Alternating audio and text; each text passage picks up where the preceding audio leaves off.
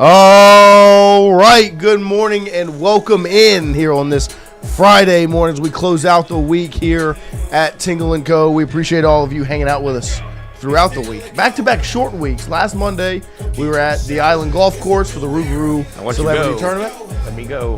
And this past Monday, obviously, was Memorial Day. So back-to-back 4-day weeks. We appreciate you guys hanging out with us here as we are live from our Southern Regional Medical Center studios. Shout out to the team here at SRMC as they house Tingle & Co. brought to you by FanDuel. FanDuel brings you our show every single day. Every time we're live, it's because of our friends over at FanDuel. Make sure you download the app.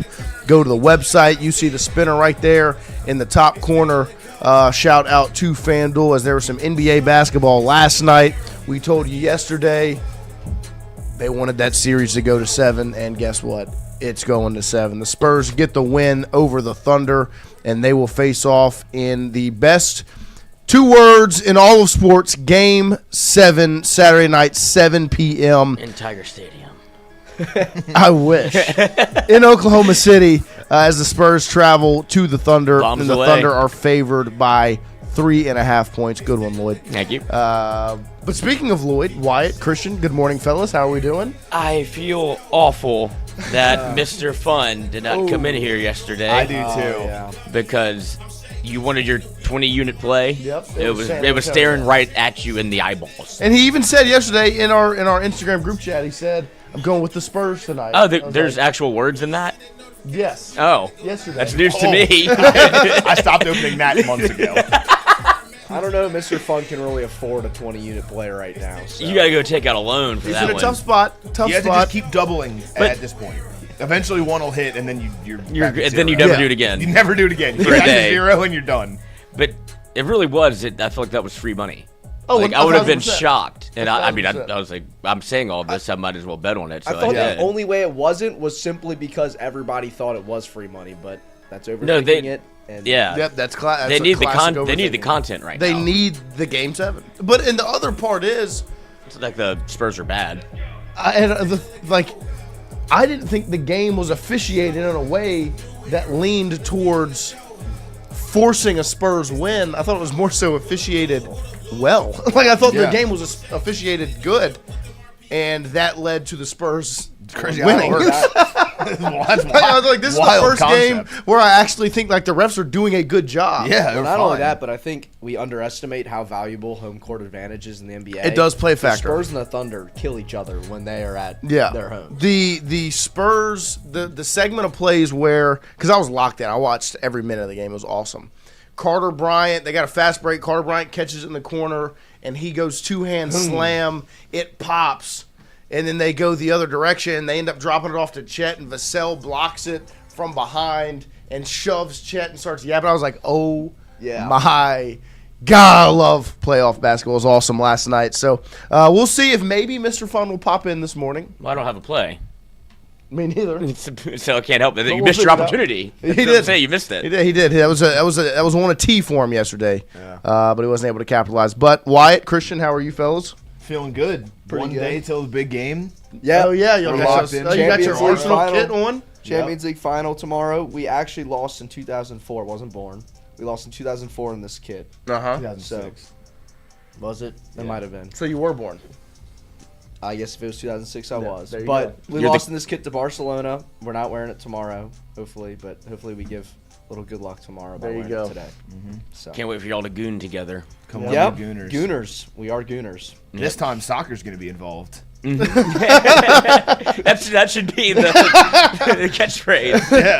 That's a good line. But we Corny appreciate for soccer. all of you hanging out with us this morning. As at 9 a.m. to open up hour number 2, John Eads will join us. Our guy John from WAFB, with the hardest working man in Baton Rouge media, will get in here at 9 a.m. to talk a little bit about all things LSU athletics. Of course, he was not. I think his first year here, when he got to Baton Rouge, was during the BK era, so he never experienced a Coach O tenure in Baton Rouge. So we'll get his thoughts on that, of course, and then we'll talk a little bit of baseball. As of course, yesterday you heard us discuss the possibilities of who could return, who won't return, what the MLB draft will have in store for LSU baseball. All very exciting things as we are on the beginning, the precipice of one of the biggest years in LSU athletics right in front of us. It is officially talking season, preparing for one of the wildest years I think any of us will ever live as LSU athletics fans, because you have a Lane Kiffin football team with a former national championship head coach on the sideline. You rehired a fired with calls head coach for basketball who is recruiting international professional players. And speaking of one of them, let's see if I can pull up the numbers because I saw it last night. Yamadar, who got a win over Maccabi in the Israeli League last night, scored 41 points, 5 assists, 3 boards. He was 15 of 19 from the field and 9 of 10 from 3. He scored 41 points with only 2 free throws. Pretty impressive, and he is obviously, of course, signed or committed to LSU basketball. So that's exciting. You have Jay Johnson, who is now beginning the offseason as well, building hopefully something really, really special for 2027. In addition to all of that, what a wild, wild time to be at LSU. And if you weren't officially back, you were brought back yesterday when Ed Orgeron took to Twitter and put out one of the best pieces of content you will see all year as he posts, "Hold that tiger," from what looks like inside the habitat of Mike the Tiger, which goes right along with what Lane Kiffin said. He said you need a coach that truly believes they can speak to Mike the Tiger, and I think Coach O might actually be able to. As the first reaction was, is he in the cage, or the habitat, excuse me? Is he in Mike's habitat? Because it looked like he was. But it was just nice to see the Coach O tweet come through the timeline with a "Hold that tiger." I think they just cleaned the glass. Yeah, I But think if so, Coach too. O wanted to get in, He he could. could. 100%. Look how regal Mike looks. Hey, he's beautiful. Beautiful. What time is it? Oh, yeah, see? Mm-hmm. He's just getting active. Yeah, he's just getting ready. Beautiful. Well, Just woke up from a nap. Yep. About to get Ready the to night attack. going. Ready to attack the evening. He's got the zoomies. He's about to. There you go. And so that was your welcome back moment right there. Ed Orgeron posing a Hold That Tiger with a video of Mike the Tiger through the glass of his habitat. Wait, did you see he updated his Twitter bio too? I did see that. This Looks is great. unbelievable.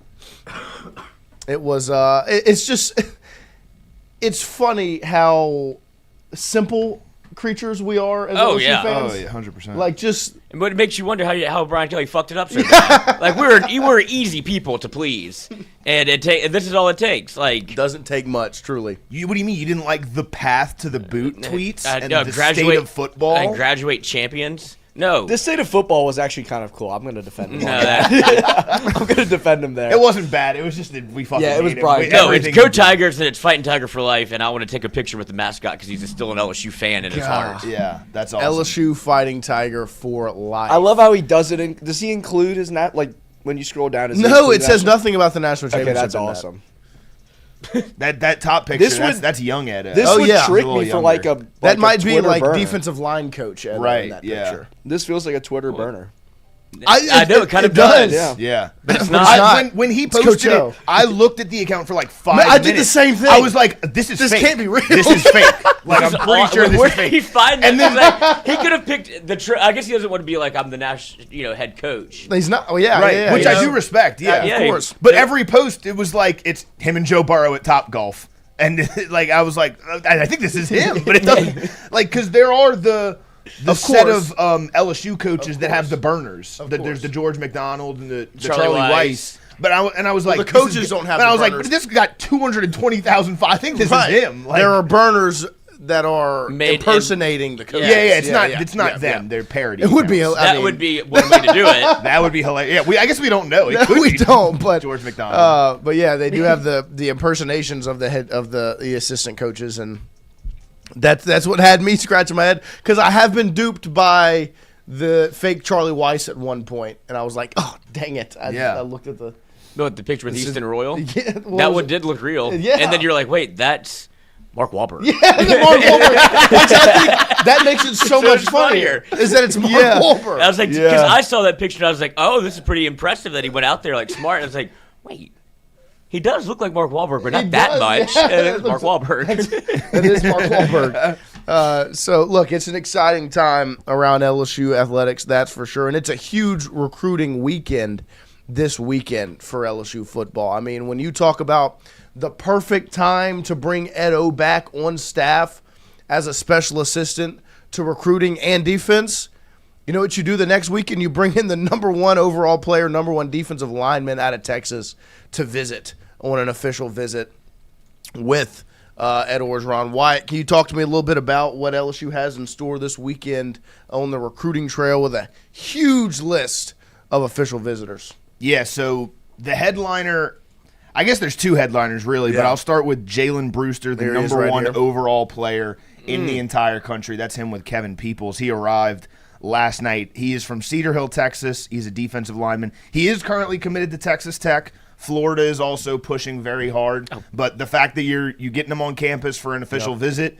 means he has at least some level of interest. I don't know how the NIL is going to shake out because we all know Texas Tech spends a lot of money. course. But the fact that he's on campus is a good sign, obviously. And then the other headliner is Easton Royal, of course. He got in late last night.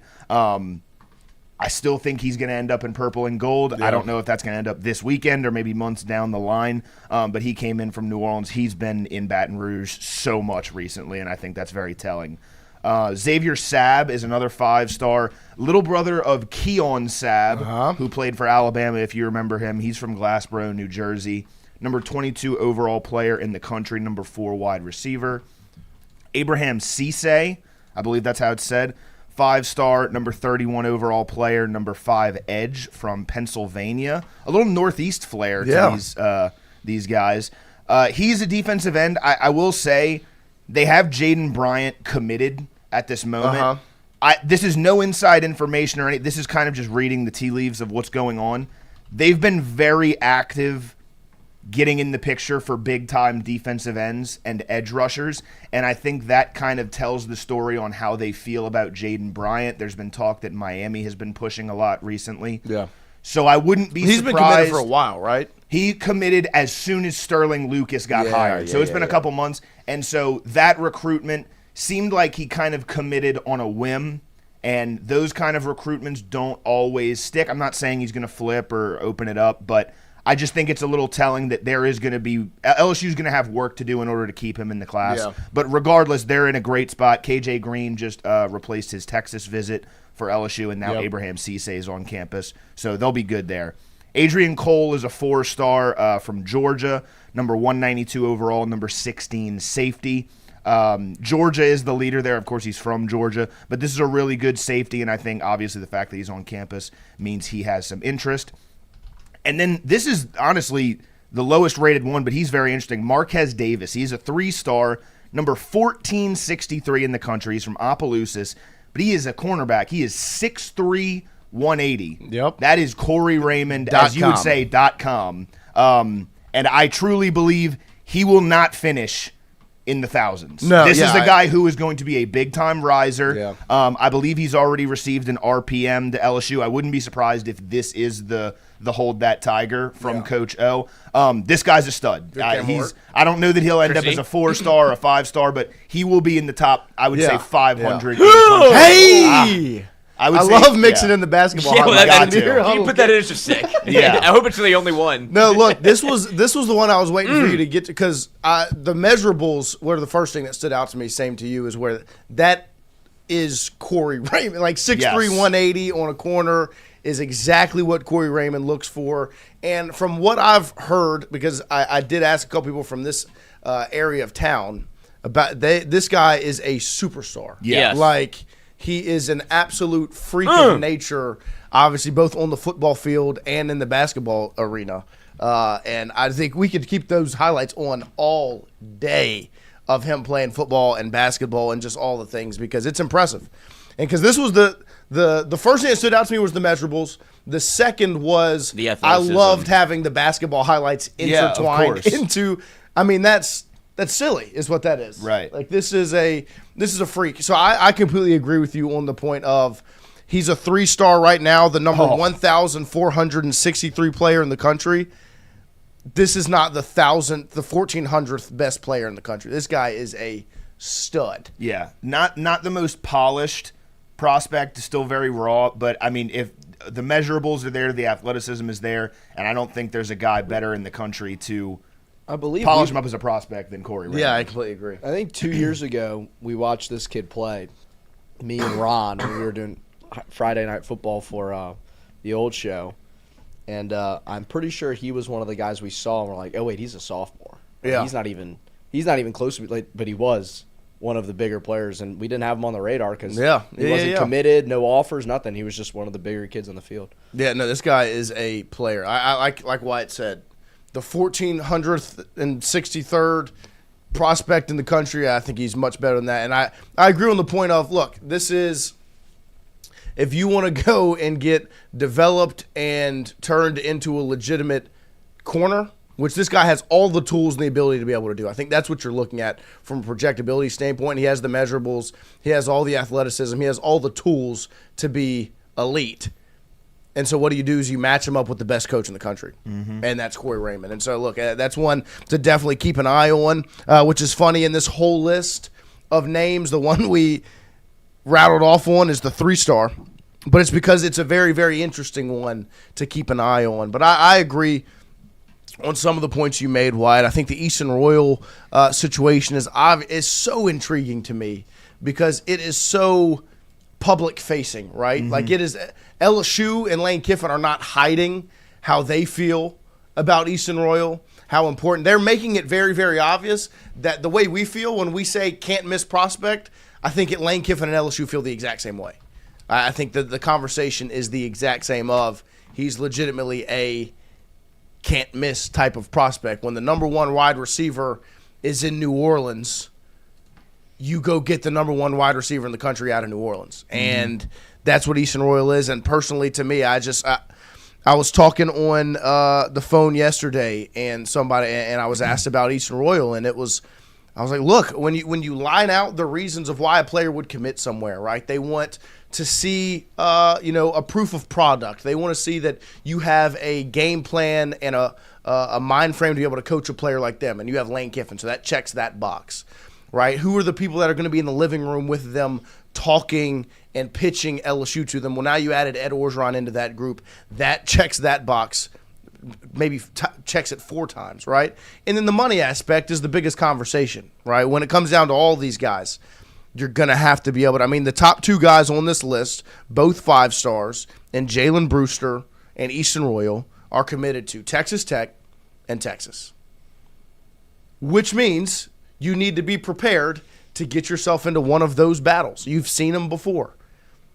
You've battled with Texas before and lost, right? You battled for Colin Simmons, and Texas got him. You battled for Cade Phillips, and Texas got him. But you've also won some of those financial battles.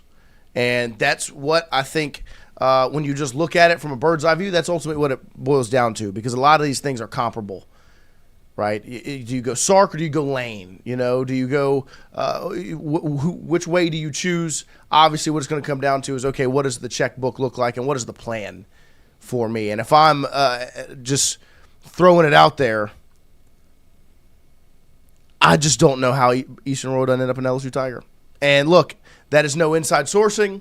It's nothing other than just straight gut feeling. Because when the number 1 wide receiver is in New Orleans, they end up LSU Tigers. So it's a huge weekend of recruiting for LSU football. We will, of course, get an update next week to recap the weekend, see how everything went, because it is a big-time weekend. There's Easton Royal. If it was for money, I would have been flipped.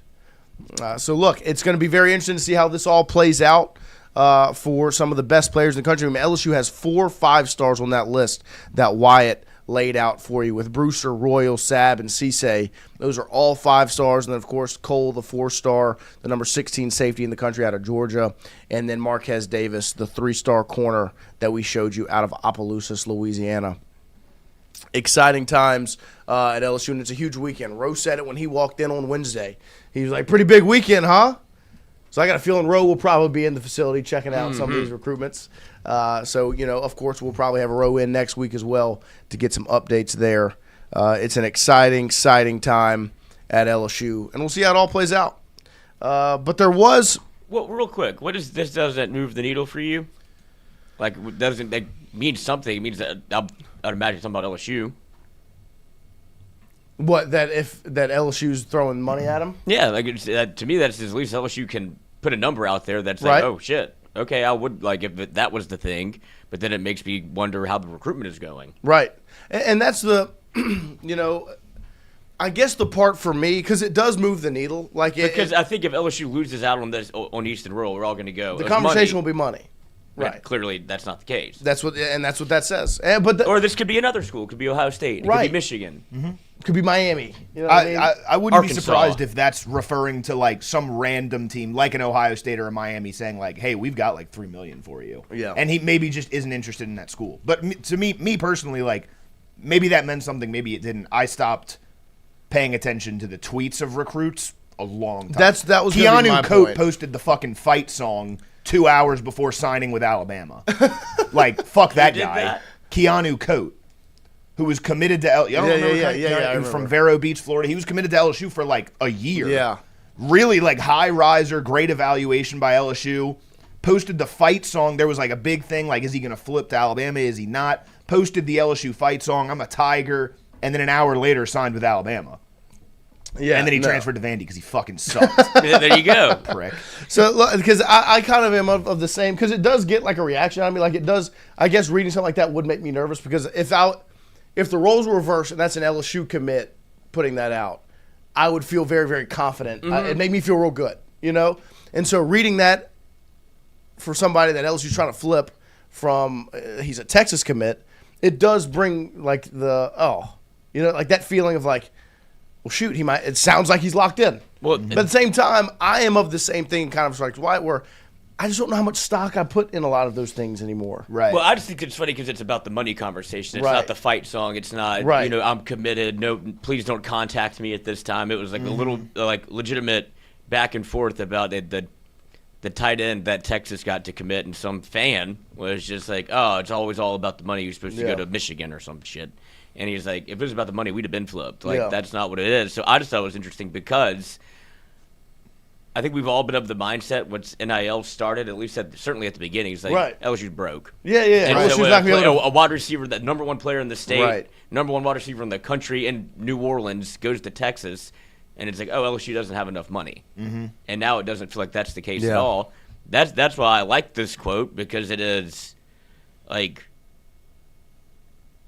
LSU is still, now you just have to do the recruiting part. Right. Because then I like LSU's chances. That's what I was going to say. If there is anything I feel the most confident about for LSU, it's not the money it's aspect. The pitch. Come to the other building. side. It's Lane Kiffin, George McDonald, Jordan Sawyer, Ed Orgeron, everybody, Charlie Weiss Jr., that are going to be sitting in the meeting room with him, mapping out a plan, letting him know the path that he will be on, and then, sorry, my bad. The trail.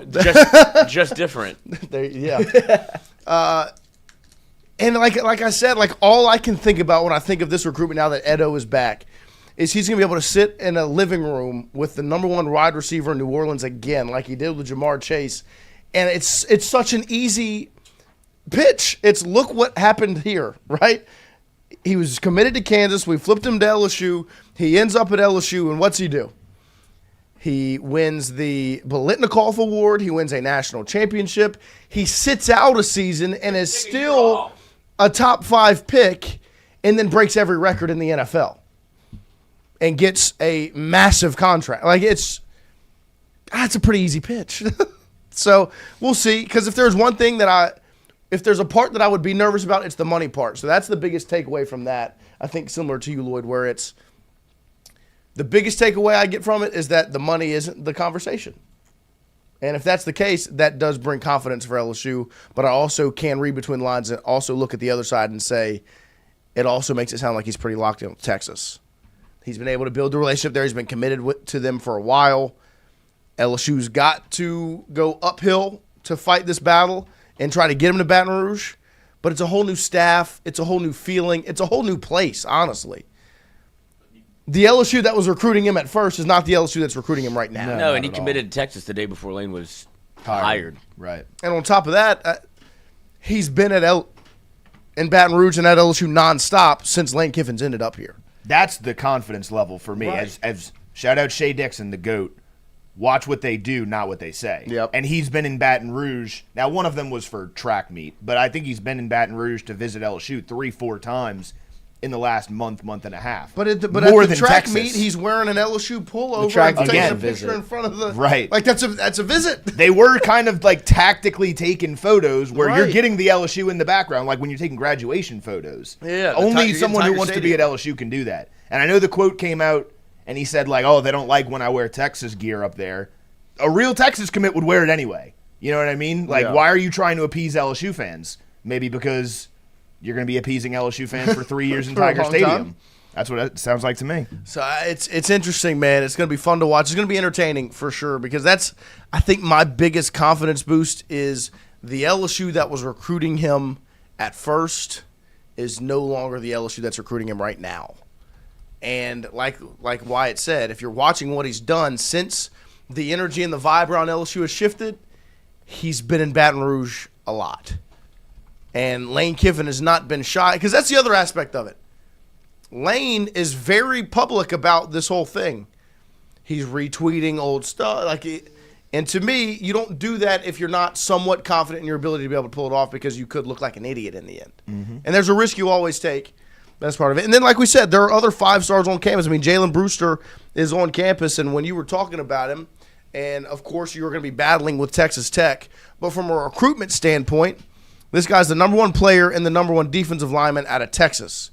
And so think about the guys that are going to be recruiting the number one defensive lineman. You have Blake Baker. You have Kevin Peoples. I'm sure Sterling Lucas will be involved in some of these conversations. And then guess who you brought in? Ed Orgeron.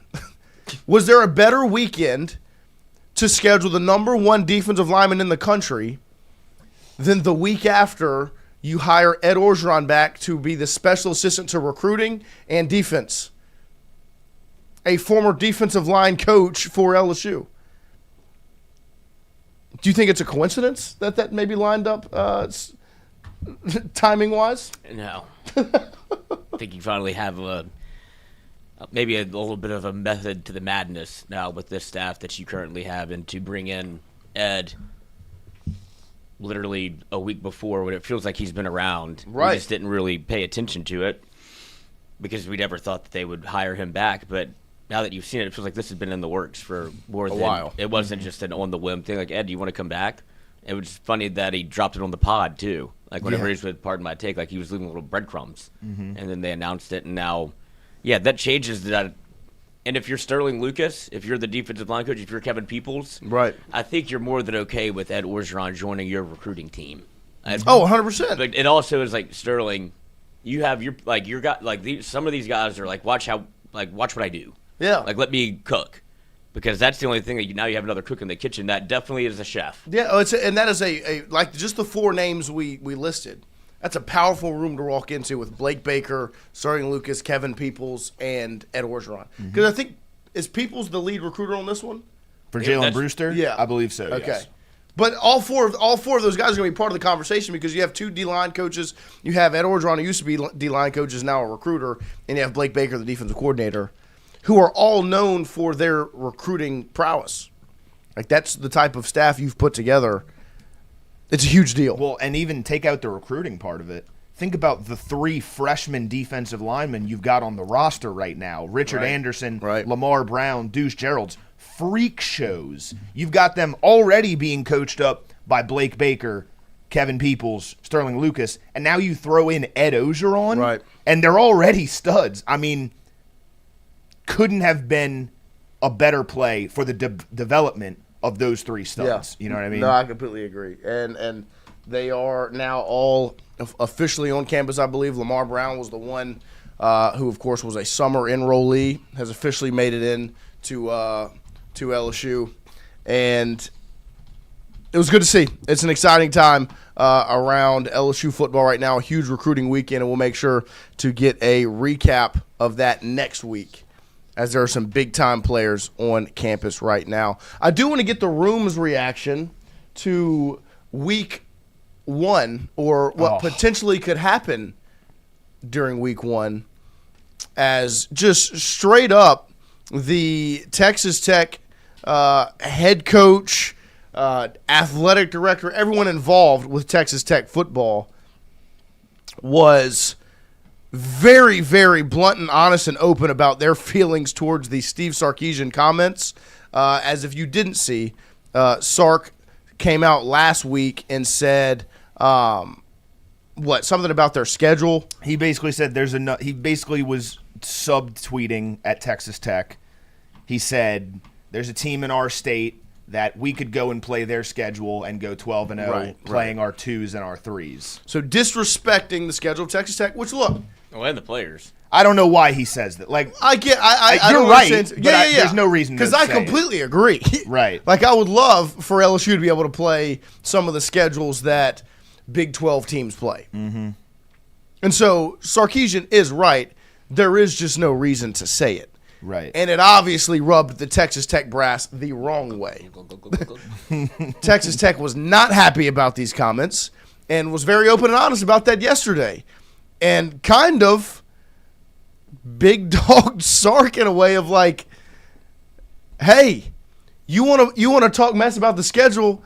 Because we'll put it in motion. We'll schedule you week 1. I'm a former high school coach. Maybe let's move the schedule around. I mean, and he legitimately did everything necessary to make this possible. Both, I believe, Texas is playing Texas State week 1, and Texas Tech plays Abilene Christian. Yep. Pay them. And so Texas Tech said, look, we can both buy out the opponents. They then schedule each other. So Texas State and Abilene Christian will play one another week 1. And then we strap them up and we go to war. Give the people week what number they want. 1. And at this point, if you are Texas and you are Sark, you cannot not schedule this game. You have to. You have to not schedule the game. Just from I'm taking all analytics and talking points and everything out of it. Just straight up pride as a human being. Yeah. You got to schedule this football game. Mm-hmm. You cannot let the Texas Tech brass big dog you publicly the way they are, and you go hide in the puppy house. Mm-hmm.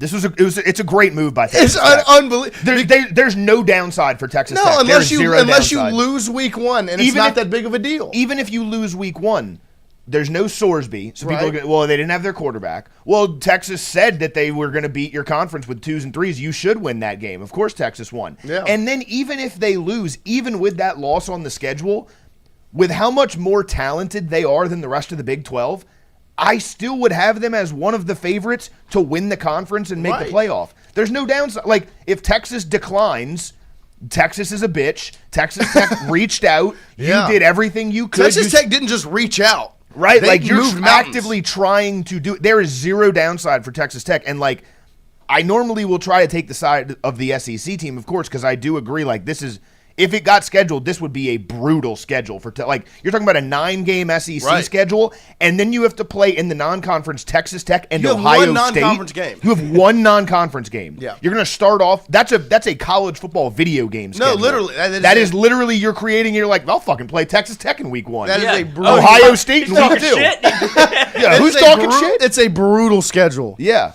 but at the same time, you really would look at it if you. Like, Texas Tech made the playoff, it's like, fuck that, we're Texas. We're exactly. No, when you create storylines in your head, who's talking? Joey McGuire's talking shit? But this is the craziest part is, like, this has all happened because Sark is running his mouth. Yeah. This like, is literally, because that's the thing on the Texas standpoint is, like, you can't get mad at Texas Tech for this. No. You can't go like, oh, my gosh, why are they doing No, They're not beating down. Yeah. It's your fault. Well, the thing is, this will never happen because Sark's just going to shut up. Well, yeah. It's never going to be. This is as far as it's going to go. But, I mean, if I'm Joe McGuire, I'm still talking about it. Oh, I'm going to talk about it all year. Like, you have to see me every day until you break. And it's like, down here, Sark. Literally. I'll drive you to drink again. Right. I do think there is, like, an element of this to where it's like, Texas Tech is making this out to be like they have this moral superiority and that they're this big dog. This would be the toughest game on their schedule. 100%. Like, well, that's the other reason Texas, why they can do this it. is maybe the 4th or 5th toughest game on Texas' schedule, and it turns into a fucking gauntlet. Right. So, like, there is a part of me where it's like Texas Tech is trying to big dog Texas, Yes. and they are. They're doing it successfully. Yeah. But at the same time, it's very easy to do this when you have this Big 12 schedule in front of you. You know what I mean? That's why they're in the position to make that. The reason why their feelings are hurt about what Sark said is because it's true. Right, Like, 100%. He was accurate in what he said, so it's like, come on, man, you didn't have to say that. You didn't have to say that out loud. Like, I know. Well, yeah, no, we'll schedule and play you because we're going to win every other game that we're playing. But at the same, and that's the even thing. without Sorsby, There is no risk because the rest of our schedule is a breeze. So we can replace Abilene Christian with Texas, take the loss, like Wyatt said, brush it off, and then still make a run at the Big 12 championship because we play nobody. So they are like Texas Tech is in a great spot because it's Texas Tech is going to be in this conversation for a long time. Yeah. Oh yeah. Once they decide to get good, which is hilarious that it took a former Texas Tech football offensive lineman that made $1 billion in the oil industry, which is Texas Tech has had oil money forever. But it took one guy that made a lot of it to go, I'd like to see Texas Tech be good at football. How much money do you want? And they named the stadium after him in 1 year. Yep. And because if you're him, he's like, look at the schedule. We don't play anybody. Right. Like we could go undefeated in conference every year and make Healthy. never in the college football playoff every single year. Every year. Because they played their schedule last year was Arkansas, Pine Bluff, Kent State, Oregon State, Utah was the big one, Houston, Kansas, Arizona State, Oklahoma State, Kansas State, BYU, UCF, West Virginia. Like, sure, Arizona State's like that'll be a fun game to play. BYU will be a fun game to play. Outside of those two, there's nobody on that schedule that scares you. Glimmer for that Tech. Maybe Utah. Yeah. Texas Tech has the ULL energy. They want to prove their flagship so bad. Look, I don't entirely disagree, but at the same time, I wish I could take Texas's side on this. Why? I love this. But I can't, like, because I want to take the SEC side always. No, but at the same time, like, first of all, Texas is not in the SEC. Like, they're not an SEC school. We all know that. They bought their way in. They're not Right. They're not a part of the club.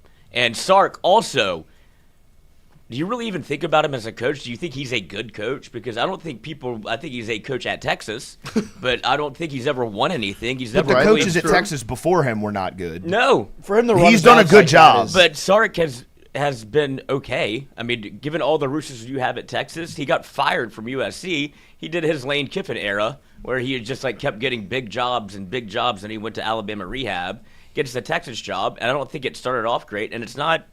You've kind of underperformed at this point by sure. Don't you think they would expect a national championship by now? They were like a dead program before Sarkisian. No, I know got that, there. but he's made it to 2 Final Fours. Because look what it took. You had to move back. You had to move your team, literally trade out of the conference to go to the SEC to be relevant again. But they made a Final Four in the Big 12. When? In 2023, they went to the Final Four with Michigan, they lost Washington, to Penix. Texas. Oh, they did. Their last year in the Big 12. Win the big one. Okay. Well, but also they've kind of resurrected their program with the help of NIL. This is for this sure. is not plays a part. I feel like a lot of coaches. Texas just has that. They have that. Texas. You think Texas Tech has the Right. superiority. Texas thinks there's something that I just don't think that they are. They haven't won anything. And that's where, on this front, I just look at the way this is played out, and there's no way Texas schedules this game. There's no way. It would be so stupid for them to schedule Texas Tech, Ohio State, and still play 9 SEC games. It would be, especially with the way it went last season, where you lose 3 games and you don't get in. So now you're going to sign yourself up to where you didn't learn from your mistake.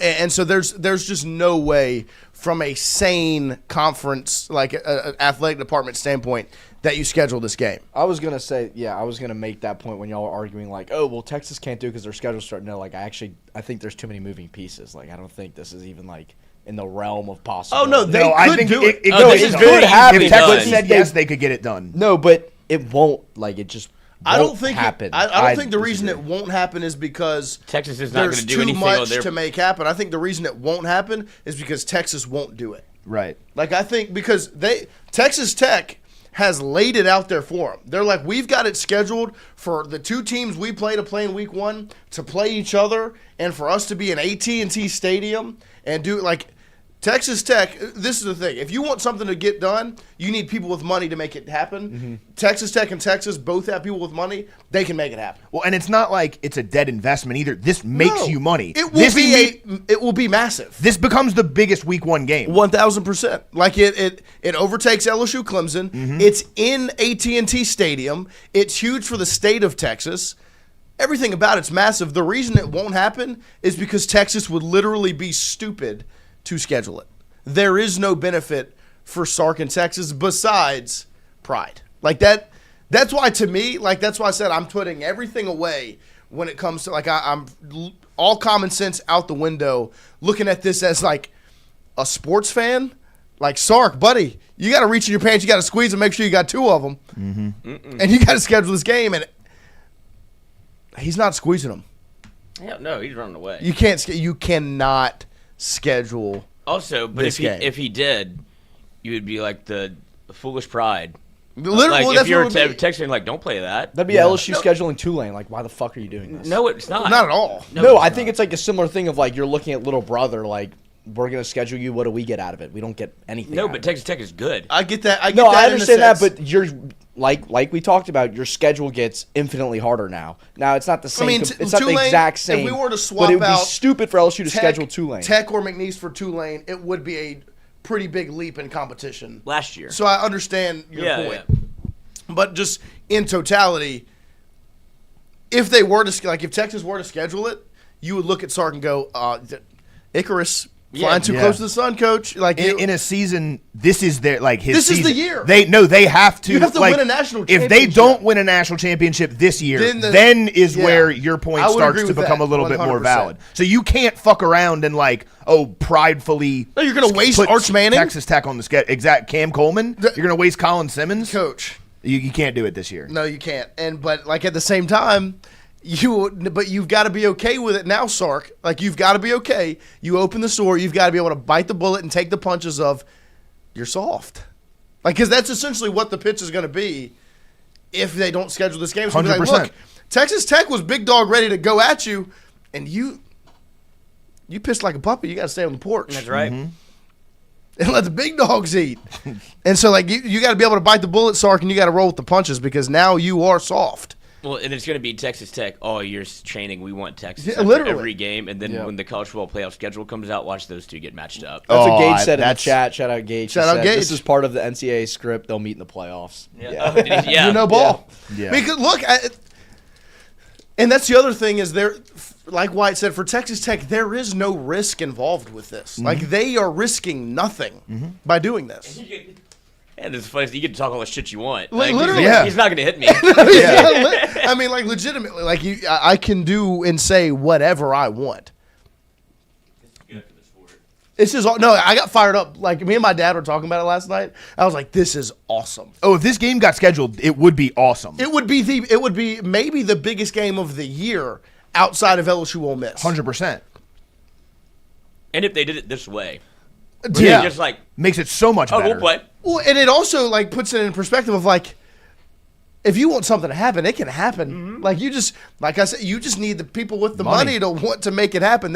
Because it would be an AT&T Stadium. It would be Texas Tech and Texas. They would probably both be top 10 teams going into the season. Texas Tech maybe drops out because of Sorsby. No, then you get an injunction. He's playing. Yeah, I want to see him play. I do want to see him play. Fuck the gambling. He can gamble on this game. Yeah.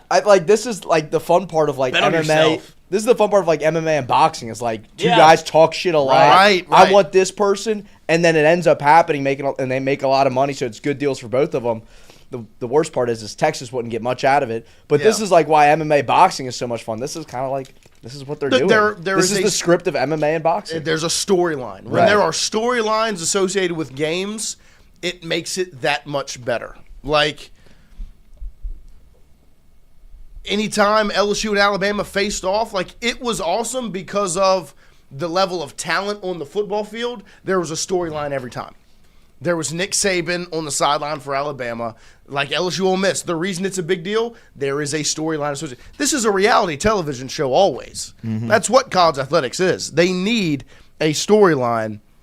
And Sarkisian wrote the script, and Texas Tech, I'm not even going to name just the head coach because it's the whole like brass of Texas Tech that wants this. It's the AD, it's the school president, it's the head coach, the assistant coaches, the player. It's everybody. Has signed off on that script and submitted it in to the production company because they want to make this thing happen. And I will say, if Texas has that big ego about them that they schedule this game, which if I'm going to put my money on it, doesn't happen, but pie in the sky, if it happens, will be one of the craziest things that's ever transpired in the sport. Like, you talked a little bit of mess in an article, and so now we're going to move mountains and we're going to make this game happen, and you're going to agree to it. Like, it would be unbelievable. It'd be unreal. Because literally, for Texas' standpoint, the reason it's unbelievable, they gain nothing out of it. Like I keep trying to make it make sense in my head for Texas, and it just doesn't. I would respect Texas a little bit more if they did show up to the game. Of course, that aspect plays into it, but just from a strategy standpoint, yeah, you don't gain much. It's such a bad gamble. You're showing up to a knife fight with no knife just for the sake of like, I'm not using a knife in a fight. The only non-conference game you'd have, are funny. if they swap out. Never been in a knife fight? If they swap out Texas State for Texas Tech, they would play Texas Tech, Ohio State, UTSA. There's your lone non-conference game, essentially. So Texas Tech, Ohio State, Tennessee, Oklahoma, Florida, Ole Miss, Mississippi State, Missouri, LSU, Arkansas, A&M. 5 playoff teams from last year. That is... Because it's a tough stretch of games anyways for them, even if they keep Texas State. But that's why it would be so stupid to swap out that game. You know what's embarrassing? But, man, I want it to happen. Is that before Lane Kiffin was hired, and, like, you know how you, like, go through the schedule and you see, like, where your wins and losses. Like, people were looking at LSU, that's a win. Right. And that sucks. But now I think that's probably changed. It has with shifted. With that. If you went through and did it in your text, like, oh, you have to go to Baton Rouge, it's like, yeah, but they're not any good. now it's like, oh, but they did hire Lane Kiffin. It's like, well, so now that game becomes not just an automatic W. Now it's like, well, we'll see what they look like. Right. Yeah. It's just crazy to me because whenever I see, there's certain schools that you look at on the schedule, you go, I don't know. Right. They were looking at LSU as like going W. Yeah. 100%. And No, you had to get your swagger back. Like you had to be respected again. Like that was the biggest thing for me after the Vanderbilt loss last year was that you were no longer LSU. Like Vanderbilt just big dogged you, took a knee on the 1 yard line to end the game, and then put up a sign outside of the media room making fun of your head coach that said like warning, slamming tables, screaming, and it was like LSU's not the big, bad, scary team anymore. Like that's what LSU always was. Regardless of if LSU was winning like national championships or not, what they were always was feared. I mean, it was Lamine Barrow's quote was, if you're playing LSU, you either going to get beat or you're going to get beat up. And that had completely changed when you got pushed around by Vandy and pushed around by A&M. And Vandy is able to bully you in that game, and A&M takes over your stadium. Like, whoa, LSU's not LSU anymore. And so if that would have stayed status quo rolling into this season, Lloyd's 1,000% correctly. People would have kicked their feet up with LSU in their schedule, being like, "There we go, good. We got a break," which LSU should never be. What a timeline we live in. And so it's nice that is not the case anymore. Mm-hmm. Hallelujah. And you brought back the guy that keeps that swagger alive, and Coach O. It's going to be one heck of a season. I just thought the Texas Tech thing yesterday was unbelievable, and I want to make sure we talked about it because there's two ways to think about it, which you've seen me go through it. Where there's the common sense way of it would be so stupid for Texas, it makes no sense for Texas to schedule this. But then there's the egotistical pride side of like, no, you can't get bullied in front of class, so you got to run a fade. Like if I'm walking up to give a presentation in class and Christian pulls my pants down, we got to run a fade. Like it's just got to happen. It's your brain versus your heart, right? Like your brain. No, but see, this is the thing. But I'm going to get suspended, and it's Christian. I'm going to get suspended over fighting this guy. Yeah, you know what I mean. It's not worth it. It's not worth it. But at the same time, like, Coach, you just pull my pants down. Yeah, you got big dog. Yeah, so I got it. You got big dog because I pulled out your little dog. But are you willing to risk the aura loss from getting pantsed in front of the huzz? Right. So I got it. Me and Chrissy got to run a fade. And the off chance that Christian wins, and he beats. I already broke his finger. Yeah, that's true. Do you think Texas Tech has a better chance of beating Texas or Christian winning? Texas Tech. Christian winning. Chrissy's got no chance. Bet on myself. I'll go Chrissy. I'll go Chrissy. Chrissy can hit him with a nut shot or something. Throw him off his game or something. Yeah, there you go. Okay. Squeeze him. I'm squeezing, Coach. We appreciate everybody hanging out with us here in hour number 1. We're going to open up hour number 2 with John Eads, the let's go. hardest working man in Baton Rouge media over there at WAFB 9 Sports. We will take a quick break here, come back. John will be in studio talking some ball with the fellas right after this.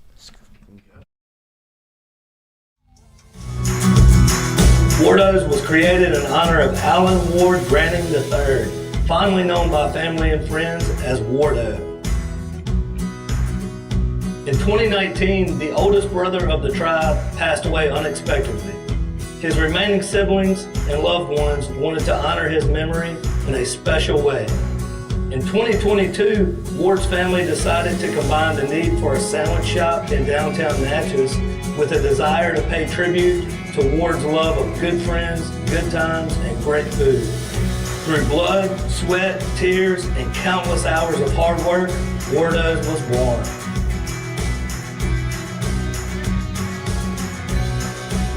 So go visit Wardo's today at 309 North Broadway Street in Natchez, where the po' boys are so good, you'll swear you're in Cajun country. Hey, Miss Lou, come visit us, Tom and Wright Branding at GOMART on the Go Deli.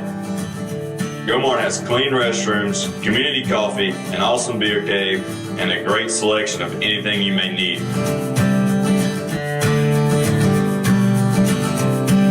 Located at the corner of Highland Boulevard and Highway 61 South in Natchez.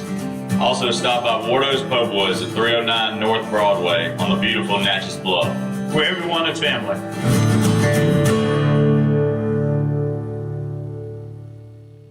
When it comes to your home, the roof over your head matters.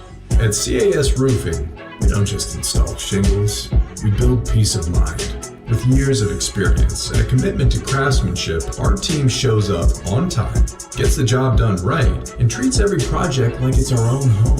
Whether it's a repair, a replacement, or a storm damage that caught you off guard, CAS Roofing is ready. We're local, we're dependable, and we stand behind every nail, every shingle, and every promise we make. Because at the end of the day, it's not just about roofing, it's about protecting what matters most. CAS Roofing, built on trust, backed by quality.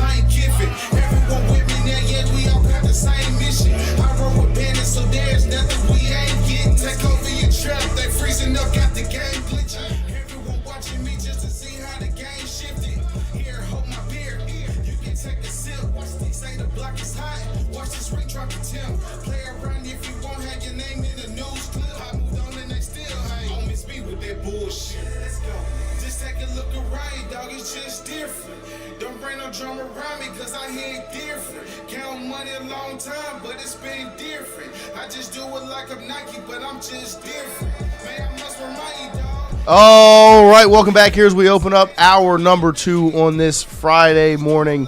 We appreciate all of you hanging out with us here throughout the week as it is officially, like we've said, it is talking season. The off season is upon us, and that means that our guy John Eads has to figure out ways to fill his schedule because LSU baseball, of course, is no longer. So what's number one on the to-do list now with baseball season completed?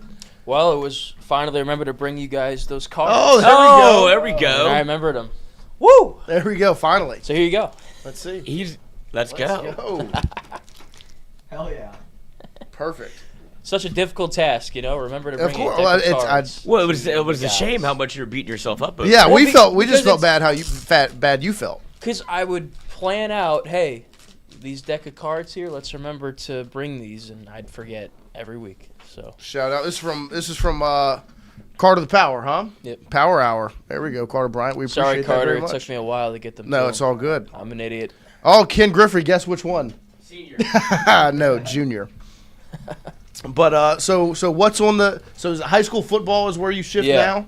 Yeah. I've been here 3 years now, and the first year we had the regional in Chapel Hill. That was a lot of fun. Yep. Like that was one of the funnest experiences I've had working here so far.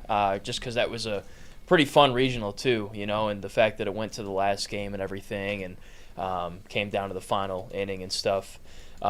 So that year we were busy at least till mid-June or Right. so, and then obviously last year, we got done end of June, and then I took a little bit of a vacation, and then I came back, and next thing you know, it's mid-July, and it's SEC Media Days, and football season's here, so that was kind of nuts. And now this year we're done before June even starts. So, try to just get a jump start on some high school football coverage, interviewing some of the local players on my podcast, which you guys came on. Yep, thank you very much. And going through film and getting ready for the next season. And then, a lot of people do camps in the summer, former stars around here, NFL guys. I know Madison Prep has one coming up this weekend. Yep. They're bringing some college guys back. So it's kind of cool to see the players that go out of state and play college come back. You could catch up with them and interview them about how they're doing and things. And, catch some of the stuff that doesn't get the attention of the years that baseball kind of hoards everything. Rolling, so. And so, I mean, that'll be the next question. Kind of, you bring up your time in Baton Rouge. When did you first got here in 23, 22? Mm-hmm. June of 23. June of 23. So you completely missed the Ed Orgeron era of LSU athletics. What have you been able to gather, or did you see from the outside of Edo now, obviously, with his return back to Baton Rouge? Yeah, well, there's guys that I follow on social media that do some great impressions of him. So I always thought that was – I don't know if you guys saw the one yesterday. Oh, yeah. It was so Joey, yeah. the best. He's awesome. He's been doing those for years. Yeah. And his Lane impression was really good too. Only thing I would say is he needs to add in like a random cough before every sentence. For Lane? Yeah. And he did a couple – he has his own – what is it's not I-8. He has his own little deal. Oh, I gotta remember which one it is, because he does have a little. He has one little tism, one little tick. I gotta think about it. We'll have to review the press conference tape and come up with that. But so I didn't really follow LSU that closely. Obviously, I watched any of their playoff games and stuff, and I remember my brother and I were watching the semifinal game, and we watched the first half against Oklahoma, and we were like, "Dang, what the heck?" And we didn't even watch the second half. We went outside and played basketball in the middle of December or whatever in Michigan, which was stupid. Yeah. So, and then, getting here and working here, obviously he wasn't coaching at all, but I would still see him in the Superdome at the state championship football games, and, he'd just be chilling. But he still would, attract, attention. Like, oh, Coach O's here. You know, that's pretty cool. And I think he was at Patrick Queen's stadium dedication last summer, and I think at that point Jacques interviewed him, was like, hey, do you want to coach? You interested in coaching and stuff? He said, yeah, definitely. And so everything's lined up, and, I think Jacques would run into him every now and again on the levee, too, running around and stuff and things like that. And so I think it's a good move. I think it really helps with recruiting, and that's what he does best. I wouldn't say he's necessarily a huge X's and O's guy. He'd probably tell you that too, but he understands how to organize things. He put together one of the best teams and staffs in 2019, and he could sell LSU. Like, when you think of LSU, for a lot of these kids in this generation that's coming up right now, like, they think of 2019, and that was the craziest thing ever. So I think it's good. And that was going to be, my next question to you. Obviously, we talk about the high school football realm, and that's kind of the two lead things that you kind of ran with were LSU baseball and the high school football, and you really ingratiated yourself into the high school football community and all these schools with the players. You've seen the relationship aspect of high school football and recruiting and all of those things from that level, and then so to you, when you see Coach O, somebody that's loved and revered by Louisiana, especially from a recruiting standpoint like he is, how big of it is to get a guy that has those relationships and that bond with those athletes, coaches, and communities back? I think it's huge, especially not just for the best guys in the state, but maybe the guys that are underrated and people don't know about, that other states might try to come in and poach or don't know about at all. You got to build a wall around the state borders right now, because even the kid I talked to yesterday, Marvin Joseph from Central, man, Houston is hard after him. Arkansas State is coming in and taking players. And then even in-state, Tulane for a minute there was, giving kids a reason to want to come play there. And now Summerall's out, and I don't know how they're going to be in the future with him gone and stuff. I'm sure they'll be fine. But, you got to do what you can to keep the best in the state. It's been that way for a long time.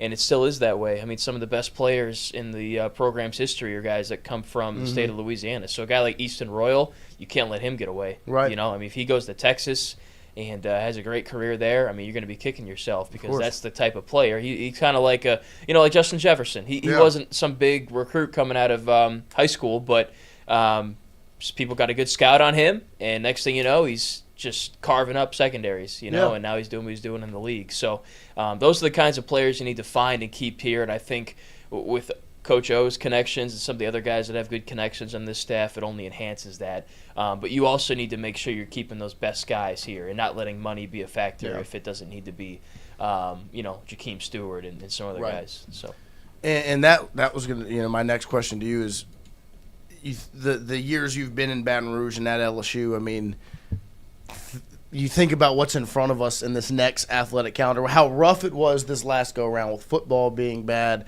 men's basketball being very bad, baseball having a subpar season. Like, it was just, all in all, looking back on it, a very bad athletic calendar year for LSU athletics, especially the big three.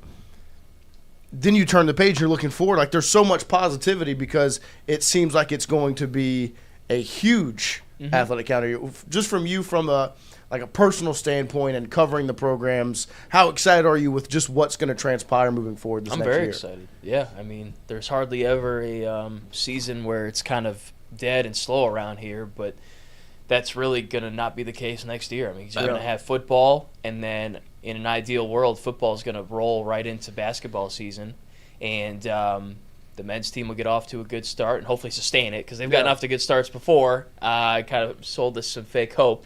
And then the women's team as well, I don't expect them to drop off at all. So, I mean, you could have 3 championship-level teams right there playing at the same time. Like, we could be in November, December talking about LSU contending for the playoff, hopefully, in November. The men's basketball team getting off to a great start, and then the women's basketball team doing the same. And then perhaps we get into December, and we're talking playoff games, and I don't know if they're going to have the SEC championship or not, but potentially that. And at the same time, you're going to start to see SEC basketball getting played. Right. So I know it's good for you guys because you're never going to have a shortage of things to talk about in here, and neither are we. So it's going to be all hands on deck, busy times, and there's a lot to figure out between now and then, especially with the men's basketball roster and stuff. But, man, I mean, I just don't see any of those programs falling off and being bad. It certainly can't be any worse than it was last year for us. So usually when you win the offseason, it's because you lost in the season. Right. Like, you got to go do something because it wasn't very good. Right. And you've been where we are. It's funny because at this time of the year, we're always like, thank God LSU baseball is good. Like, what do we have to talk about? And now it's because hope springs eternal, and LSU made so many changes. You still have so many conversational talking points, whether it be Lane Kiffin, what Will Wade's doing, and then just building up for what is Jay Johnson going to do now. Like, all those things you can still talk about, but it's funny that we would have just we took it for granted almost that Jay's going to get you into a regional, super regional, Omaha, and then you look up and it's football season. Yeah.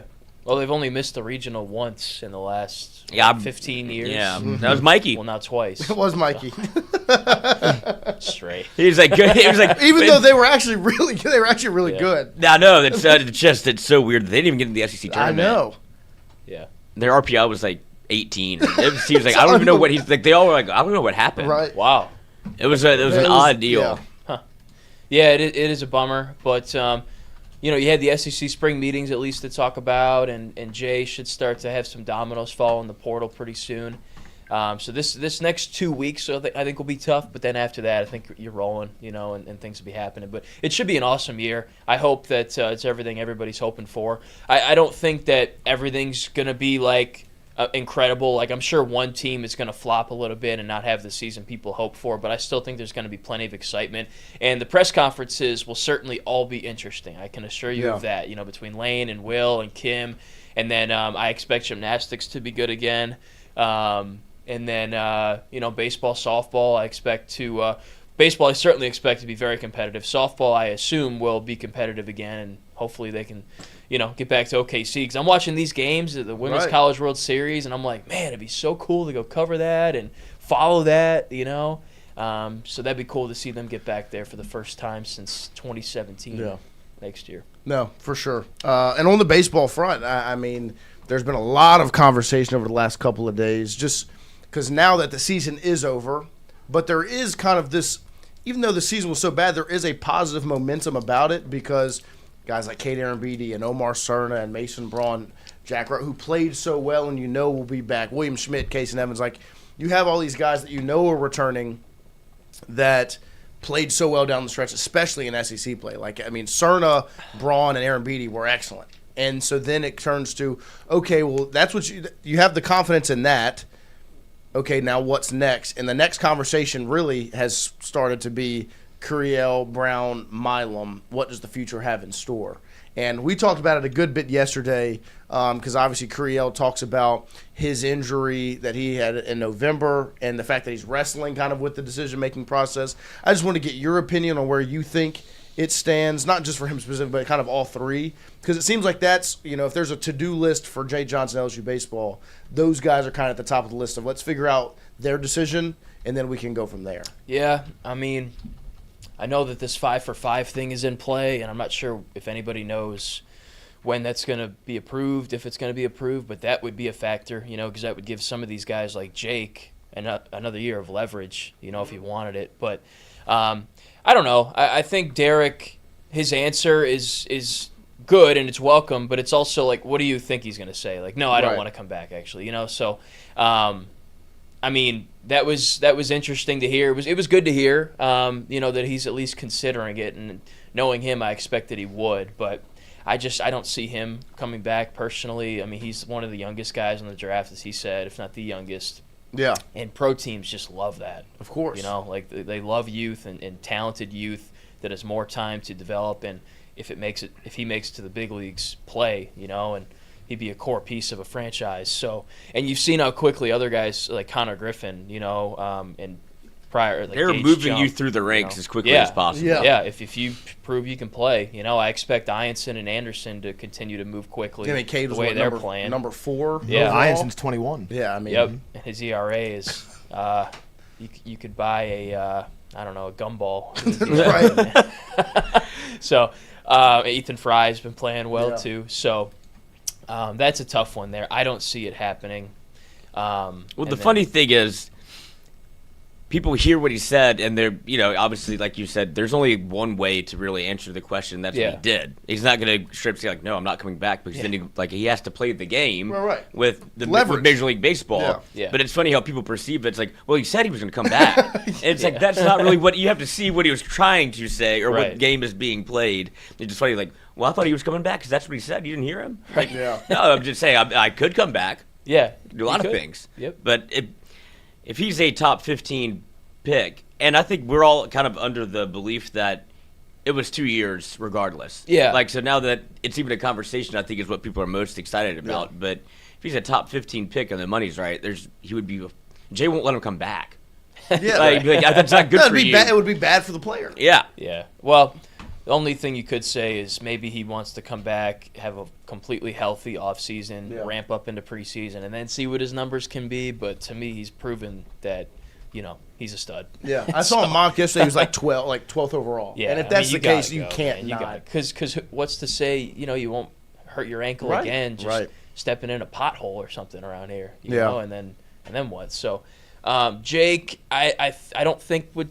I don't know. I mean, I've heard mixed things about Jake. It seems like everybody believes he's going, but I've also heard some other things about he might be coming back, and they're confident in that. So I think that one's up in the air. I mean, you never know kind of how scouts, teams will react to an injury, especially like with the NFL. I know this is baseball and it's different and things like that. And that injury happened so long ago. He's probably almost healed by now. Right. But it's a factor. So TBD on that one, and then TBD on Milam. I mean, same deal. I mean, I know Jason Armstrong's confident he'll be back. I've heard both things. I don't think he even knows at this point, nor does the family. I think that's going to be something that, I mean, maybe they decide pre-draft, but I think that they're really going to wait until we get closer to the draft and get concrete numbers, because that's really what it all comes down to. Business decision. Yeah, seems like Guidry's gone though, based on the way he was talking in that interview.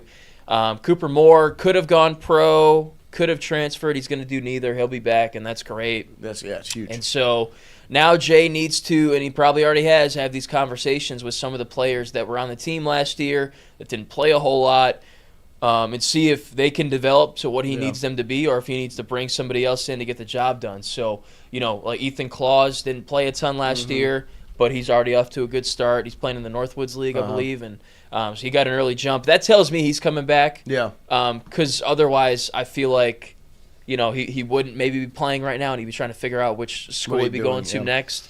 So that's good. And I think he's a good player. I remember watching him in the fall in the preseason, and I thought he, showed some promise. You saw what happened to Mikey Ryan. I mean, he left, and he's had a great season, and he had some pointed words to say about it. So that leads me to believe that maybe they didn't think he could play, I guess, and I don't know the full story of it. I feel like maybe he could have gotten some opportunity at third base a little bit last year. But he's had a good year, so you don't want to lose a player like that again, that could be something for you. Because I think that he would have played second, no doubt, at some point this year, or third, or there would have been plenty of opportunity. Yeah. So, I think they're going to need to get some of the top players in the portal to fill some positions. I don't know that some positions have position battles. Like, you need to find a guy, or else you're in a rough spot. Right. So. It'll be very interesting to kind of see how it all plays out. I will. So if it is the end of the line and the careers of Curiel, Brown, and Milam are all over, how would you encapsulate those three guys and the time spent at LSU? Obviously, you've been here for the entirety of their time here. How would you summarize each one of those guys' LSU careers? Really good. I mean, starting with Jake. Tantalizing freshman that emerged down the stretch, and then, had a big bummer happen in Chapel Hill with the drop fly ball.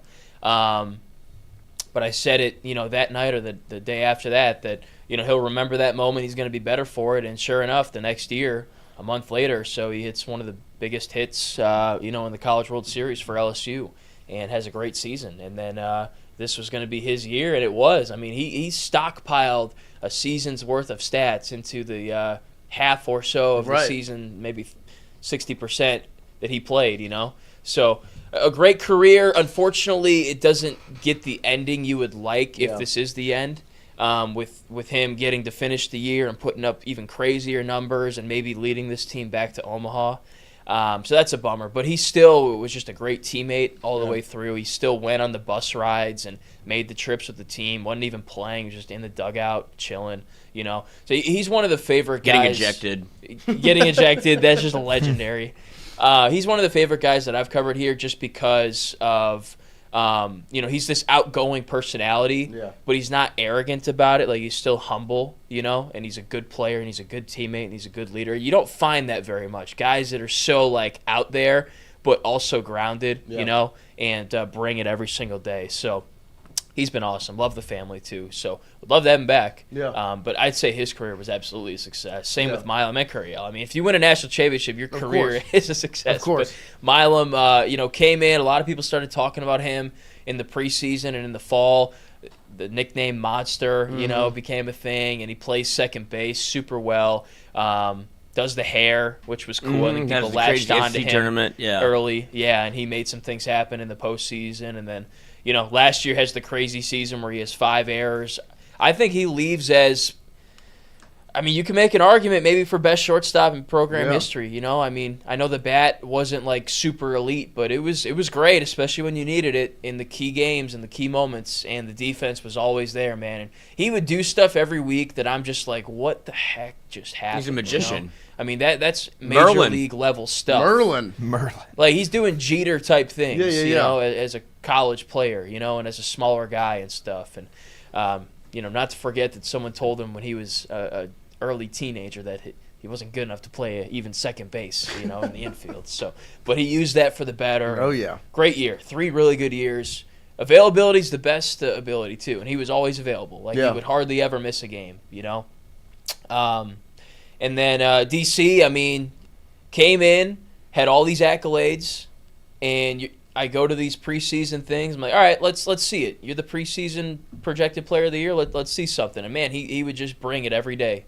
Every time I went to a scrimmage, man, I'm probably annoying people with how much I'm tweeting about Derek Curiel, but every time I'd go watch him, man, he'd just be doing what he does right now, hitting baseballs, hitting line drives, putting balls in play, taking walks, and then just, making some crazy things happen in the outfield, diving catches and everything like that. So another guy that is an outgoing personality. He had that college stud T-shirt he wore, but he backed it up, and he always backs it up. And doesn't say a whole lot, but shows up, takes care of his business, and plays really well. Professional. So, Yeah. I was even going through, like, my old tweets from November to see, like, was there ever a day where I didn't see Derek out there playing and stuff? And no, he played in the exhibition. Yeah. He played in the scrimmage. I heard that rumor about the injury, and I come back in January and whatever, and he's out there and he's playing, and I'm watching him run to first base in January, and he's not limping at all. He's just jogging like he always does. Right. I'm like, this is crazy. I don't know how bro played through a broken ankle, less than 2 months after it happening. Like, I just don't know how someone does that. Yeah. So.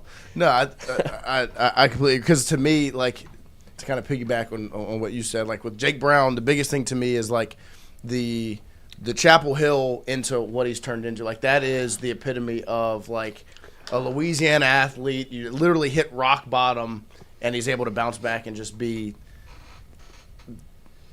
like just impressive. Like, just from a mental standpoint, like not even like the playing aspect of it, like to battle through, still be positive and a leader in the way he was. Milam, like, to me, best defensive shortstop without a shadow of a doubt.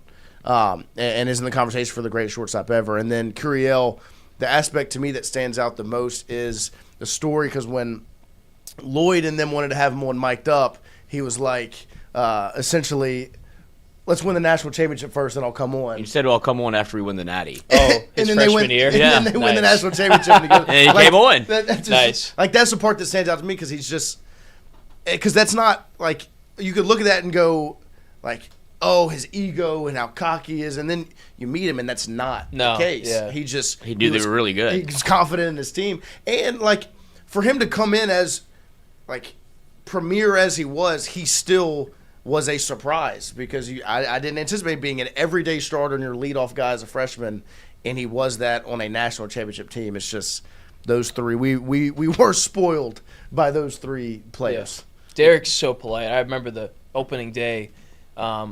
He came up, was running down foul territory, and just was like, he said Mr. John, which I still will never get used to. It's like, thanks so much for all the preseason coverage and all this and that. Yeah. And I don't do it, for that and for slaps on the back and whatever. Right. But that was very cool of him to say that, and very very polite of him. So. They're the best. Since then, I mean, you won't catch me saying a bad thing about Derek. Of course, so. no. I mean, all three of the players are great, but like then you meet the families and you realize that's the family's why. awesome. Because like all three of those families are the best. Yep. I mean, when we were doing the hot dog boys stuff, like Stephen Milam's mom was like, "We can't make it to Georgia. We will give you our like family tickets so y'all can go." Oh, that's awesome. Like they're the best, just the absolute best. And so I personally, I think, Curiel, I think it's too good of an opportunity. He's going to be a top 15 pick. Go get your money and be the professional baseball player that you are. It was a treat that he was here, here in the first place. Yeah. I mean, he could already probably be in the majors. With Brown and Milam, I don't know if they're going to come back, but I know if they do, like, that is such a huge step in the direction of, like, how good you could be next year. Like, if you're able to get those two back, it just, like, fast tracks you into the offseason, right? Yeah, I mean, your projected win total on FanDuel would probably go up by, like, 5 or 6 wins immediately. And I don't know. I'm trying to find out if this is the case or if it's just a suggested part of the deal. But Mo in the chat said 5 for 5 is only going to be for incoming freshmen. Really? Okay. So that changes the conversation. See, this is the thing. Like, I feel like we're making these things up and nobody really knows how they work. And right. So you just learned the name of it. That would make sense, because that would just be an absolute cluster F if they instituted that, and then every coach was trying to find these guys on the street, and no one knows if they're eligible. And now you have the court cases piling up. Is this guy eligible? Is this? Well, guy it eligible? should be. So. Yeah. Let's just start that fresh, would be a bridge that some coaches would try to cross. But for Especially this, I think it's down the road. easy to do for play 5 for guys that are just in college right now. Yeah. Like if you're in school, you get an extra year. But I guess it does make even more sense to go like, no, we're starting. Yeah. 20. You're not going to get grandfathered in. They should have done that with the COVID year too, because that was just nuts. It was a mess. Yeah. So I got to meet Seth Dardar. Shout out. True. That's positive. But maybe just the freshman guys or whatever, because you had 10th year senior tight ends. Mm-hmm. Right. Who've broken Who's every the guy in bone in Miami? their body. What's his name? Cam McCormick. McCormick. He was like Yeah. an 8th year, 9th year. Yeah. 3 medical red It's shirts, the crazy. COVID year. At some point, my friend, we just need if you don't walk out of there with at least 2 degrees, Yeah, you need to be. you've You done need to have your something wrong. PhD. He played with Brad Kaya at Miami. It was like 2017. Yeah. Like, dude, Brad Kaya's dead now. Is he? Is he? No, not actually. Yeah, you killed him. I'm trying to get ChatGPT to explain the 5-for-5 NCAA rule Why don't you just Google it? because I did, but I wanna can't read find through anything. legal documents. I can't find anything about when it started because We don't use Google everything that anymore. I've heard up until right now is that the only people that don't get grandfathered in are the people who have completed their eligibility. I always thought if you had any eligibility remaining, you get the 5th year. Like guys like Jake Brown who still have 1 year can come back, they get the additional year. But a guy like who's a 4th year, like Chris Stanfield, who's played for 4 years, he won't get the 5th year because he's not still eligible. You know, that's what I always thought. Oh, it I was. assumed everybody that's in college gets an extra year. I always thought Unless you redshirted. Right? Yeah. Because that would be, if you're a redshirt that freshman. would be 5th. Yeah. Yeah, so then you don't. But this is just an easier way for the take. Grandfathered into the rule, it starts with Yeah. these freshmen. That would make the most sense. Yep. But it would be fun for college baseball if everyone was grandfathered in, because I said it the other day, you'd have probably the most talented crop of college baseball players ever. Because there'd be an entire group of seniors that would get a 5th year and then juniors that would get a 4th year with leverage. So college baseball would be in a great spot if everybody was grandfathered in. Right. Just as a fan. Certainly it would be LSU. fun. Yeah, of course. Yeah. I'm trying to see if I can, because it is interesting. So we'll see. I don't know, because I always thought like that to me was. Oh, let's see. Okay, so ChatGPT? This is ChatGPT saying it. Eligible if the rule takes effect would be current freshmen, sophomores, and juniors who still have seasons left. Okay. Seniors who have not, seniors who have not exhausted all eligibility. So Stanfield can come back It sounds like it. And then the incoming freshmen would fall directly under the new model. But Dax can come back. if your eligibility was completed by spring 2026, you're not eligible. Oh. And then players who already fail the used class. their 4th season and are done under current rules would not suddenly get a 5th season. So that's Stanford. I was thinking, like, what about Cade Beloso? Like, he No, only right, played 4. right. Can he come back and play his 5th? Yeah. So if a player is entering as a true sophomore, true junior, or as a true senior but still has a red shirt available, that is likely eligible. True sophomore and true junior are certainly eligible. But if you finished your final season this year, you're not eligible. And this is all alleged. This is all ChatGPT. So Sweet.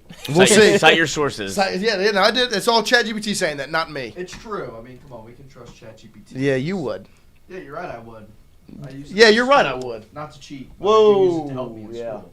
Not to cheat. Shout out, Professor. I use it to cheat in school. Well, you No, got don't your say degree, that. so you're good now. Yeah, statute of limitations There is you go. off. You're good.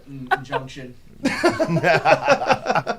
Take you to court. So we'll see how it goes. It'll be interesting. This whole new world of college athletics is very intriguing. All the rules and the everything out of there. He is Mr. Fun. What's up? Senor Divertido, what are you doing? The black shirt's got you looking like a super villain. Yeah, you do. You look like a priest. Yeah, that's what I thought. Thank you, Father. For Yeah. Little paper slip right here. I don't have it. It's already there. It's the white. Yeah, it's right there. He's just a little slow. He walked the desert for 40 units for a Back on my horse last night. Oh, there we go. Oh, there you go. There we go. Let me know when you need me in here. Yeah, you got Absolutely. it. We got He you. took a vow of Father poverty. Fun. Father Fun. He took a vow of poverty. He didn't ride a horse, he rode a donkey. All right, Chrissy. You are a donkey. Who said he rode a horse? What? Who said anything Well, about that? Christian saves a Why? horse. Why? And rides It's a a cowboy. Rides a cowboy. Why Nice. mentioned the horse? No, I didn't. Yeah, you did. When did I say horse? You said get on your horse, or maybe Mr. Fun said that. Mr. Fun said that. Oh, Wyatt okay. didn't say that. You're just getting fat people confused. What the fuck, dude? Hey man, it's not my fault. I look the same. Well, me and John are sitting here. We're big into health and wellness. I don't see any difference here. It's just- I don't even have Christian's mic on, or is he on camera? John's picking it up. Well, John, we appreciate you always coming in and hanging out with us. Yeah, it's my pleasure. And of course, we appreciate you dropping off the gift. Yeah, you're. We appreciate Carter for delivering. I'll go through the cards here. Yeah. Who we got there? Well, Michael Clayton. Clayton right there. I think he tried to make Whoa, them whoa, like, wait, that's a 10. Be safe. Wow. He tried to make them like Louisiana. Yeah. Joseph Adai. Another 10. 5-star. Shout out his son. Speaking of 10, we have a Michael Jordan, second greatest basketball player of all time. Who's won? LeBron, obviously. And then Ken Griffey Junior. Overrated swing. No, It's whatever. a crazy take. Greatest swing ever. Robert Meacham, Oh. rookie card. Tennessee Vol. First round pick. Marion Brown's number. Got prime time. Hell yeah. Nice. Deion Sanders. We've got Mason Smith, Big Zero. And then I saved the best for last. Here we go. We have got a DJ New Walter? England Patriot, Will Campbell. Rohan Davies. Let's go! Yes. Bro. Ro doesn't respect me. Bro would let me touch Bro. No, let me read the back of the card first. We've got Rohan Davey, quarterback, 6'2", 245. Come on. College, Louisiana State University. This card is numbered 361 out of 499. He was born April 14th, 1978, Clarendon, Jamaica. Drafted by the Patriots, 117th overall. His 2001 prime performances, he drilled Kentucky. He was on October 13th for 383 yards. Dazzled Alabama on November 3rd with SEC record 528 yards through the air. Passed for 359 yards and 3 touchdowns as LSU took command of the SEC West with a 41-38 showdown win over Arkansas and collected Sugar Bowl MVP honors after a 444-yard, 3-touchdown display versus Illinois. Shout out to Very the, nice. to the Fathered legend one himself. son, Wyatt. There you go. Funny thing is, Jacques would be able to recall those. Oh, numbers. 100%. I could, JD would. I would have said October 13th, Kentucky. Yeah. He said, I believe Rohan Davey, 308. It's like, Well, all right, it was an JD. overcast day. Yeah, nice. Dude, He's the only best. 6'2". 6'2" seems short for Well, Ro. maybe at this time maybe he grew. since He grew a then. little Because bit. if he's 6'2", I've been lying to people This on card Tinder. is sick. The picture on the back is also. You can see it now. Supposed to do that anyway. I guess so, but I Shout thought I was out. We telling the appreciate John. Thank you for dropping That was off. awesome. We appreciate I Carter. love, That's great. bro. I love how he That's put great. that at There the he bottom. is. truth. That He's is in high great. school. Yeah, it's just. Oh God, what a legend. Let's see that throw. What a pole. And I mean, he put that ball. That ball was up here. The elbow Guy's pads the are best. just tough. Dude, he's the best. That is tough. I keep the football in my car every time I know he's coming in. Just in case. We want to play a little catch. Spin it. 100%. Just play a little catch. Show him that card when he comes in next. Oh, 100%. He's going to be fired. I'm going to send him a picture of it. We got to put it on the wall Oh, somewhere. Andy could that's sign what I it. was gonna Yeah, say. yeah. Yeah. Before All-Star game, it's sick. Look at him rip that thing. Rip that thing, cuzzo. They still do In the that. Falcon Stadium. Legend. Oh, that is Legend. beautiful. That has to be the Georgia Dome. The 50-yard line. Yep. Probably. Well, we appreciate John. Thank you for coming through. Yeah. Well, what's And, better than giving a Christmas gift in January? It's nothing. I mean, Lloyd celebrates Christmas in February, Oh, really? actually. Yeah. Opening And guess day? who showed up to his Christmas in February? Rohan Davey. He did. Walked in the middle of Christmas. He did. What are y'all doing? Having Christmas. We were having Christmas. Are you kidding or? No, he's dead He's serious. dead serious. Yeah, yeah. They were celebrating Christmas in February. It was when we started doing the Cooking with Ro segment. Yeah. And so Ro was coming in to like drop something off to Lloyd's mom for the segment, and there they were having family Christmas. He walks in. We got Christmas music going. The tree's still up. Presents are on the ground. And he goes, "What the fuck y'all doing in here?" Yeah. Like, it's Christmas. And he's like, "It's February." And he goes, "This is the whitest shit I've ever seen." But he's like, "Well, fuck, if we having Christmas, let's have Christmas." And he stayed. And we had a couple cocktails. We opened some presents. And he was like, "Good gift. That's a good gift." Oh my god. So He is I felt the- bad I didn't have anything for him, but I did not expect him He's to. the absolute best. But he is the best. He texted me happy birthday on Sunday, and then was like, "What you got going on today?" And so my younger brother was having some friends over. He was boiling crawfish, so I was just gonna tag along. I was like, "Oh, just a little crawfish boil tonight." He was like, "Man, next time you're gonna have to send me an invite." And I was like, "Well, now I feel bad. Yeah. Like, I should have invited Ro to my birthday." But anything you're doing, just extend the soft invitation. 100%. You know, because you never know. He might ask. Oh, he will show. Well, that's the thing. Every time we've invited him to anything, he shows up.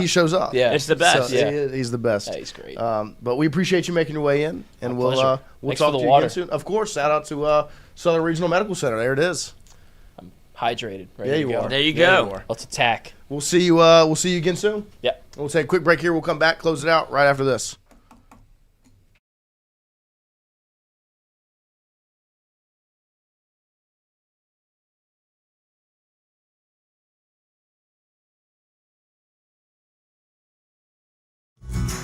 Wardo's was created in honor of Alan Ward Granning III, fondly known by family and friends as Wardo. In 2019, the oldest brother of the tribe passed away unexpectedly. His remaining siblings and loved ones wanted to honor his memory in a special way. In 2022, Ward's family decided to combine the need for a sandwich shop in downtown Natchez with a desire to pay tribute to Ward's love of good friends, good times, and great food. Through blood, sweat, tears, and countless hours of hard work, Wardo's was born.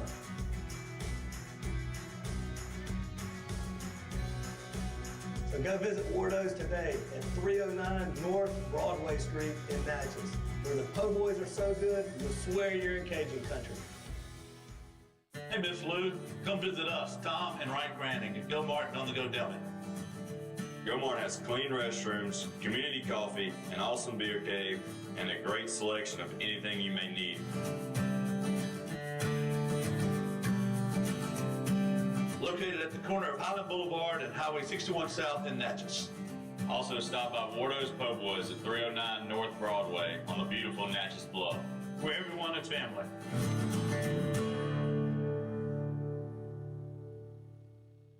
When it comes to your home, the roof over your head matters. At CAS Roofing, we don't just install shingles, we build peace of mind. With years of experience and a commitment to craftsmanship, our team shows up on time, gets the job done right, and treats every project like it's our own home. Whether it's a repair, a replacement, or storm damage that caught you off guard, CAS Roofing is ready. We're local, we're dependable, and we stand behind every nail, every shingle, and every promise we make. Because at the end of the day, it's not just about roofing, it's about protecting what matters most. CAS Roofing, built on trust, backed by quality.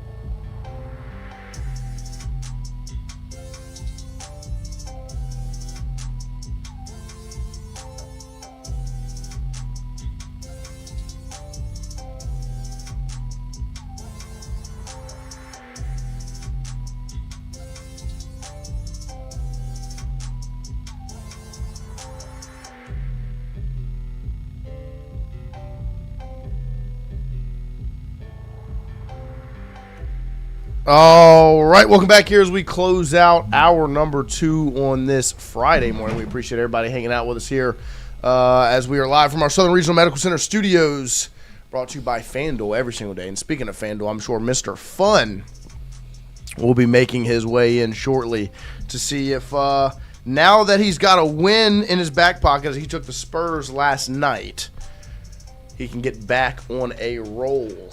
Because there was a period of time in a real good spot, and then kind of started to sputter over the last couple of weeks. So we'll see if he can bounce back. Some would say that a singular win doesn't change the fact that he's been sputtering. It doesn't, but it does put a halt to it and say, hey, can we go in the right direction? 100%. It's kind of the same thing as like LSU baseball where you're playing so bad. Right. And then you see one fall and you're like, don't let him get hot. Yeah, see if we like, can don't let him get hot. Yeah, no, definitely. I mean, Dangerous it's like team. It's the Tennessee series, kind of. Of course. Where you were like, man, we're just in a bad place. Mm-hmm. Then okay, now we're swinging the bat. We're getting offense. Okay. Yep. Didn't really turn it around, but it gave you a little bit of maybe they can. Just give it a little bit of hope. And then they didn't. Don't let them make it into a regional. And so we'll see. I don't even know. Like, it would have to be a baseball pick he'd bring in today. Let me see if any of There's no hockey? Yeah, regionals start today. Mm-hmm. There's some regionals. 11 o'clock. There's, of Can't course, wait to watch some it. professional baseball as well. And then hockey. Is there hockey tonight? Yeah, the Canadians and the Hurricanes, Lloyd. For you, sir, Mr. Hockey Man. Mm-hmm. And then, of course, there is college baseball this evening. Such an odd feeling knowing that regionals start tonight and LSU's not playing. It's such a weird feeling. What year was it? It was 2010, 11? 10? 2010? God, I mean, I wasn't even, like, sentient then. Like, my whole entire... Like, I've never, like, lived this. You know? Such a weird feeling. Seth Dardar sent me a picture of his locker cleaned out. Made me sad. Like, made me tear up a little bit. Quite sad. What are you saying? Trying to see... Where was LSU last year on the bracket in terms of 6? So it'd be the Austin Regional, I guess, this year. Right. Yeah. We're the first ever 6 seed to ever win the whole thing. Last year? Mm-hmm. No 6 seed had ever won it. Wow. There you go. What? We were the 3 seed in 23. 5. Wow. God, that's crazy. I don't know how seeding works, obviously, because that's a 1 seed team. Yeah. But I mean, like. What they lost the series, like they lost, so they won the first 7 series. Right. Well, okay, they won the first 7 with an asterisk next to the South Carolina one, which the last game got canceled, right. And then they lost the series to Auburn, 2 out of 3. They got run ruled on the Sunday game, and then the next weekend you lost. You won game 1 against Mississippi State, lost game 2, and then you blew a 9-run lead in game 3, and then you won 2 out of 3 at Georgia, and then you lost, I think, in game 2 or 3 of the SEC tournament. But I know it was Wake Forest was the 1 seed. Florida was either the 3 or the 4 seed. They were ahead of us. No, I believe Florida was 4, Arkansas was 3. They lost in their regional. Yeah. And then I don't remember who the 2 seed was. They lost early. I want to say it was North Carolina. Where was or Tennessee Georgia that year? Tech. They didn't host a regional. They were a 2 seed, like not overall. They won Clemson's regional. Right. That was a fun regional, and then they beat Southern Miss in the super regional. That's right. I love the college baseball tournament. So I know that's what sucks that we're not playing in it. I know. Because it's the most fun when. No, it's the best time of the year. But I do feel a little vindicated because I posted last year, the college baseball tournament is better than March Madness, and I stand by that to this day. And I see you smirking over there. And everyone in the comments were like, "Well, it's because you're an LSU fan, right. And LSU's always in it, and they're always good. So of course you're gonna, and LSU's not as good in basketball. So of course you're gonna say that." Well, guess what? LSU's not in it, and I am just as invested in it this year, and I can't wait to watch some regional baseball. You can't be just as invested. Of course not just as in, but I am still very, very invested, and I am still more excited to watch the college baseball tournament than I was to watch March Madness this year, and LSU was in neither. I think it is very close, but I think this year March Madness will take the cake over the college baseball. Not simply, I mean, LSU's not in it, but I would still say like this March Madness year was awesome. March Madness has gotten better recently because there have been less upsets to me. And I know that's a controversial take. I know everybody likes the upsets. I hate the upsets. They're fun in the moment. Sure. But then when you get a 13 seed in the Sweet 16, I don't care. Against another 13 seed, I would rather watch 1 seed. I want to see Duke, Kentucky, Florida, LSU, Kansas, North Carolina, Michigan in the Final Four every time. Like, I agree. I just care about the basketball games. Like, so even if it's a 13 seed versus a 15 seed, it's going to be probably a highly competitive basketball game.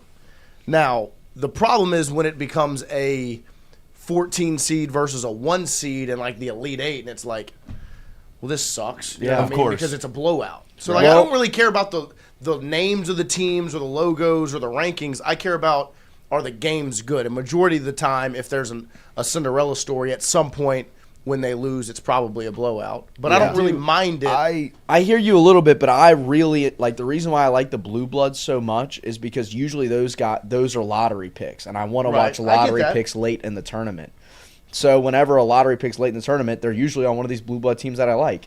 Now I feel like they're a little bit more spread out. Like BYU had AJ DeBonsa this year. I hated that they went out early, but I just think, when the Blue Bloods have the best picks, Well, I boil it down to this. I want to watch 3 things. I want to watch the best teams, the best programs, the best players. Yep. So AJ DeBonsa for BYU, they're not the best program. Oh, I just flicked off Lloyd. Yeah. They're not the best program or team, but they've got the best player. Yeah. Right? But then UNC was an 8 seed a couple years ago. They weren't one of the best teams, but I enjoyed their run. Mm-hmm. They made it all the way to the national championship because they're one of the best programs. Yeah. And then obviously the high seeds are the best teams. That's what I want to watch. Yeah. Yep. I don't want to watch Iowa in the Elite Eight. Yeah. Bunch of white guys. I'm good on that. I'm okay if Kentucky's ranked really low and they go upset a 1 seed. Like, I'm okay with that because it's Kentucky. Right. Like, I didn't. Yeah. Did they beat Santa Clara in the first round this year? Did they lose? They beat yeah. See, I was glad Kentucky won because Yeah. I wanted to see Kentucky keep going. I don't want to watch Santa Clara. I agree. Yeah, no, I get that. I just want good basketball games, and so regardless of who the teams are that are playing, like I enjoy watching the best players, of course. Mm-hmm. I just want good basketball, like genuinely. Like if the games are competitive and good, like that's a win.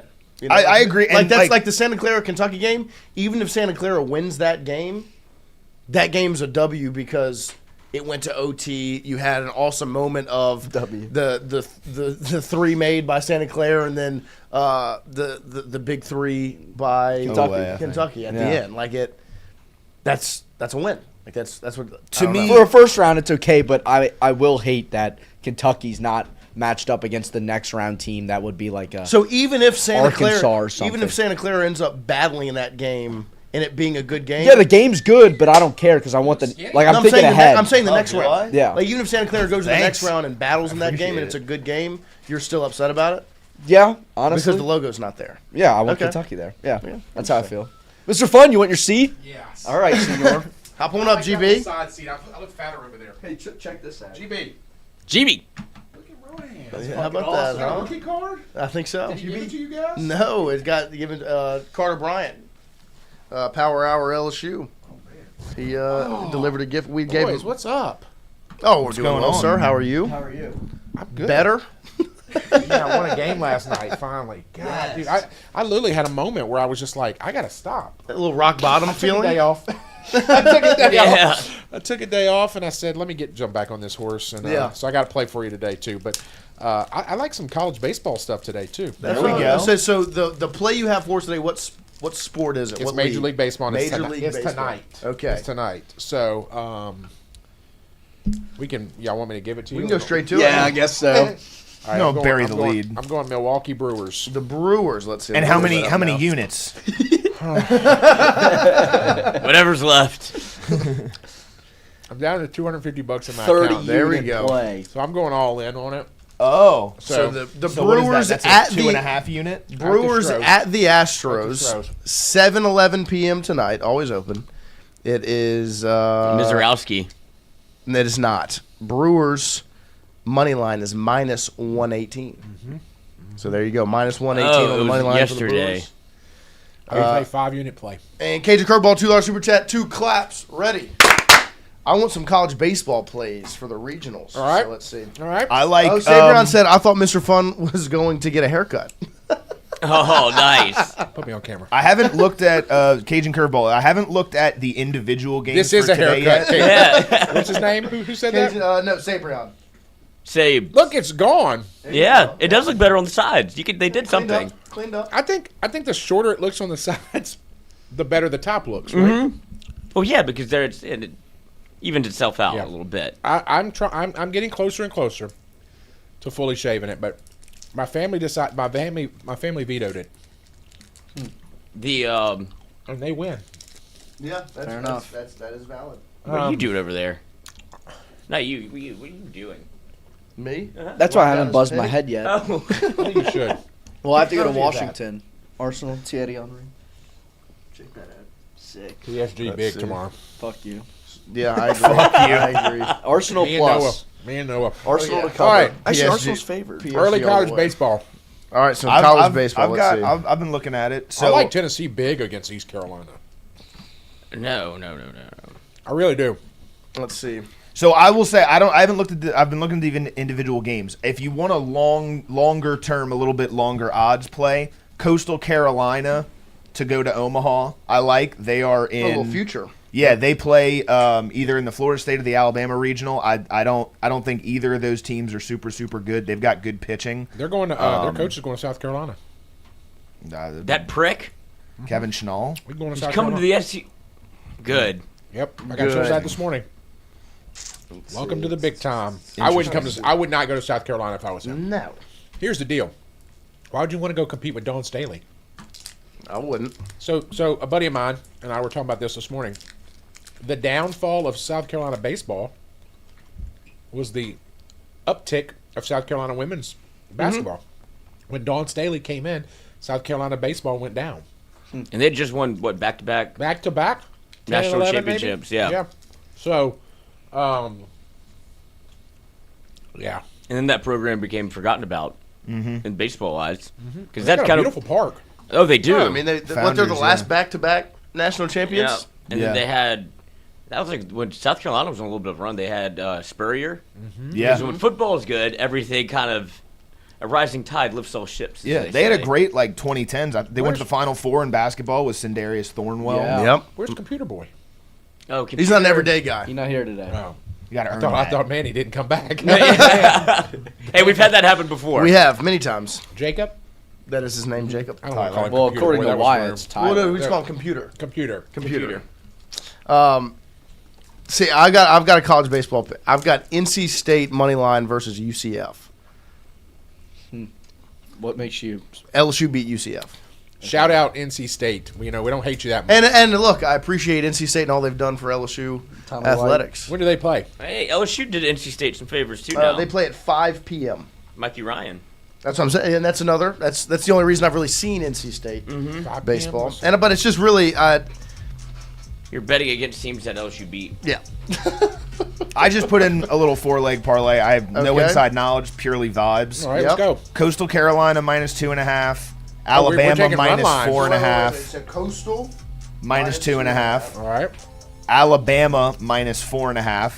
What time's We're going to see Hunter Hall today. Shout out. Oh, him. I got it at 5.5. Texas A&M -3.5. -3.5. Okay. And Kansas -1.5. Kansas. Who's Kansas play? Northeastern. Northeastern. Another one, sneaky one. The Raging Cajuns. Against Cincinnati. At I looked at Cincinnati. They're that. actually I playing, don't mind UL's playing that. good ball. UL's a good team. I would, and it's plus money. I would sprinkle on the plus 132 Raging Cajun money line. Yeah, it's not bad. Or you could also, and if you want to, you could go the plus 1.5. It's minus 154. But I would sprinkle maybe just a little bit on the money line for Where we at? What The time plus they play? 1.5 is always so tough and big. It Because, is. what I'm going to bet that they lose by 1. 6 p.m. It just seems I'm odd. taking the money line with UL. Love that. versus Cincy. $25. Pays There me you go. $56. There you go. It is plus 132. Oh, yeah. Oh yeah. Well, no. Lloyd, do you have anything that's screaming at you today? Coach. Did he say hold that tiger? Hit the ground Yeah, running. I mean, Who is that get any that? better than that. Is that Easton? That's Easton Royal, and that is Ed Orgeron. If you didn't know that. I did know that. Yeah, no, that's Coach O and Easton I mean, Royal. that dude went over there. That was like Jared Denardo going to Kevin Falk's house. And chasing him down in his car. Is that what he did? Who posted that? Easton Royal. Shout But out. Roy, he keeps saying he's going to Texas, right? He keeps. Oh, he's committed he to keeps Texas. showing me not he's coming to going LSU. He's coming to LSU. He's gonna be wearing the purple and gold. Great shirt from Coach O. I was like, I'm Great appreciating LSU. this Easton Royal Polo. vibe. Yeah, you like the Looks back? like it looks like a little Got the Adidas fit on. like the out of uniform Oh, day. those aren't Adidas pants. I have a feeling Kiffin's gonna lead. What the is up team. with the shoes? I think Kiffin's gonna. They have money. The slides? What is that? I know, but you're telling me those are expensive shoes? Those are Nike slides. Yeah. Yeah, those are the ones that Joe Schwartz has. They're like $240. They hit the pressure points in your feet. What are you coming over there about? $240 for a pair of slides? Yeah, it's the number one wide receiver in the country. I'll just be He has barefoot. those are his money That dude's got an makers. NIL deal. He had an NIL deal my as a gosh. freshman in high school. Gosh. What was I going with this story? I was just about to tell you. Oh, I have a feeling Kiffin's going to lead the team out versus Clemson, and then I think O's going to take that roll up back over. I think O will lead the team out. Okay. You think so? I don't think that's a Kiffin thing. I think Kiffin will kind of run. Like that was a Saban thing and a Miles thing and an Orgeron thing. BK tried to do it, but It'll be interesting. I think that's an Orgeron thing. Like get him riled up. I think he'll still do that, but Lane will be like the. I mean, what does he do? Because LSU with less, they kind of started that thing. Yeah. Where he would like hold them back, Yeah, and then they would yeah, sway, and then That's why I think that's an Orgeron thing. Yeah, but So you think Orgeron will get that part? Get him see, ramped up? but Ed never did that. He didn't do like the. He didn't. He just kind of. Because you would think he would have. Right. I thought he would have done that. But Les was like very performative. I still love the one where they were in Knoxville underneath the Oh, yeah. overhang, and like it's storming, like, and he is soaking wet. He's soaking wet. He's like Oh, playing yeah, football yeah, in the backyard. Go Tigers! Y'all got to get BJ on here one day to do his impersonations. He does a good Oh, one. he does a good I've one. got a good I like video. that. I got a good video of him doing it where it was basically like a mock interview with me and him with Coach O at Media Days, and I would ask him a question and he would talk about the old players. And I'd be like, who's what are your thoughts on the running back? We got Leonard. No, Coach Leonard's gone. What? And so BJ does a really good one. So That's good. Yeah, no. The video that came out yesterday of Joey Molinaro. That was funny. doing Oh, it's Kiffin and great. Coach That O was was funny. absolutely that was funny. electric. So Monday, have you announced the Monday's guest? Not yet. By the way, did Not y'all have announced the meeting yet. that we set up this week with the Rougarou guy, with Ronnie? Wasn't he supposed to come over here and visit with y'all? It was never finalized. Good job, Ronnie Rance. I mean, I'm trying to Ronnie. give you a chance here to come work with the best crew in town. That's right. He didn't want to come hang out with and Wyatt? Didn't even. Is that how it calls you? That's what Wyatt said Oh. at the golf tournament. Do you not remember when? Oh yeah, when he Wyatt introduced as- when he ran the wrong way, it was such. I don't know awkward, if we can call that running. It was such an awkward moment. It was a bit of a trot, I would say. I thought he was gonna go like baseball and like high five everybody down the line. That would have been That, awesome. no, like when you score a hockey goal. Yeah. Yeah, just like that. Yeah. But he just Good dog, took DB. a very circuitous I just route. picked my baseball play. Okay, are What we is going it? parlay today? Like, are we going to do a? I have Kentucky. Kentucky versus. Kentucky, I looked at their Kentucky, schedule, and a lot of their first games of their series, like in SEC, they've either lost by 1 run or they've won. They beat, I and you're think, getting money. Tennessee, and I think they lost to Arkansas by 1 run on the first game. where is- now the and two after? LSU. What regional They are beat Yeah, they? they beat LSU in the LSU first too. game, huh? What Right, regional so are they in? Yeah. they're Wake playing at Forest. So they're playing Wake Forest. No, they're not at. It's not. Wake It's not the Forest Wake. isn't their region. It's in That's West not the Virginia. region. Oh, is it in not? West Okay. Virginia. It's But they're in playing Morgantown. Wake Yeah, I think they win. I think yeah, Kentucky wins Kentucky- too. Plus money yeah, line. money But line or is what? there? Yeah, I mean, Plus what's the 130. points? What's the points on that? Points, Plus runs. Runs. What's the runs on that?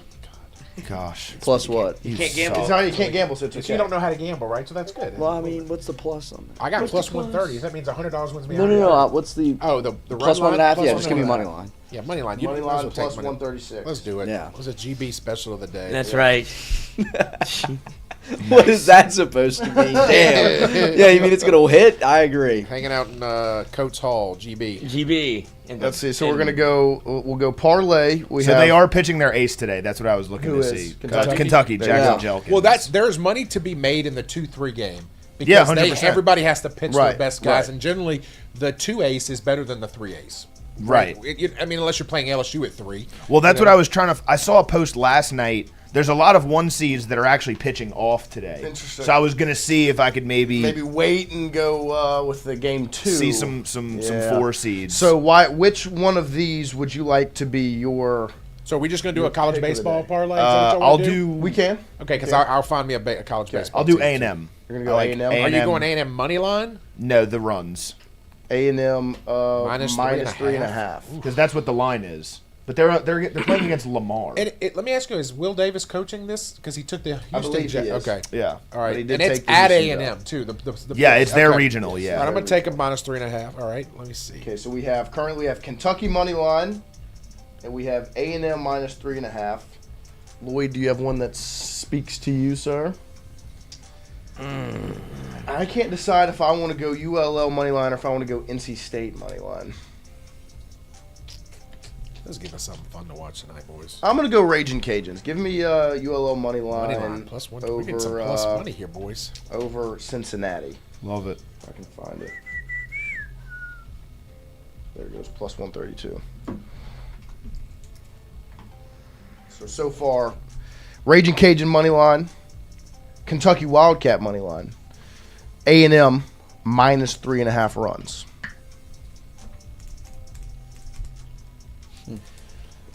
I like Arkansas Arkansas Over Missouri State. over Missouri State. over Missouri State I do, and That's a good team. And I'm going money line. money line. Yeah, Okay. I'm going money line. Missouri State Arkansas. beat them in the regular season. Sure did. And this is it in Arkansas? No. They're in Arkansas is in the Kansas regional. Oh, okay. So that this has is a made me 2-3 think a little matchup. bit. Let me rethink that for a second. No, I'm doing it. I'm going Okay. my first love. Because I looked at that and I Suey. thought about Arkansas it. money line minus 245. Hey, Suey. Who? That was just. Oh, yeah, I'm reading sorry. The numbers All off. right, so who are we waiting on? Waiting on I'll take Lloyd. UCLA minus 2,100 today. Dude, Nice. You've already picked a team. I know, I'm kidding. You can't have 2. I was just filling in for Charles. That's what he would take. That's what he would take. Give me them I minus like 21. UCLA today. I'm going to go over in the Georgia LIU game. Yes. I do like that. Play. Over 14.5. Yes. Okay. Georgia's going to score 14. Georgia might score 14 themselves. I Yeah. like All right. that. So we got a 5-teamer.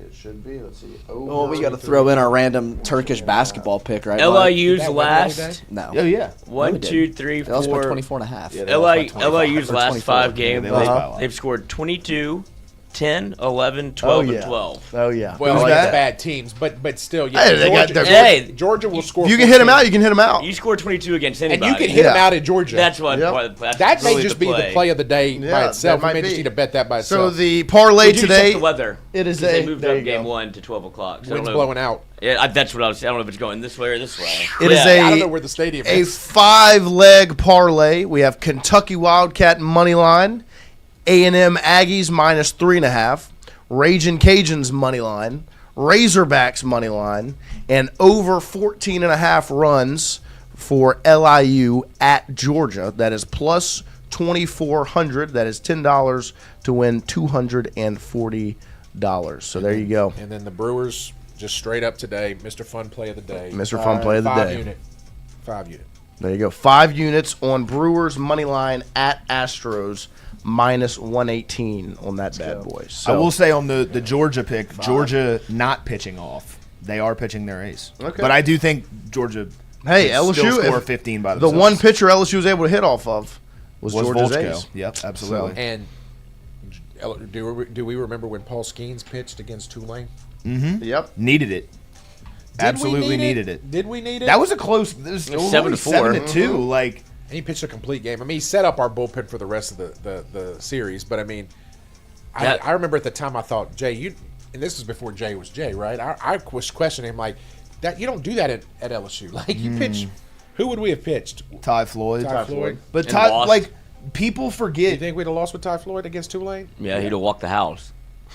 People forget about people only remember about Ty Floyd the 17 strikeout game in the College World Series. He was very up and down that year, and there was a lot. There was a lot of down. I'll be honest with you. I wouldn't have started Floyd. I would have actually started I would have gone Johnny Holstaff that day, and I haven't won any national championships either. So It's so funny to look back on that. Yeah. And Look, LSU baseball fans weren't the biggest Jay Johnson fans. No. Like, they really weren't. West Coast baseball, Remember you don't year care one, about how long defense. the games took. Well, they still do that.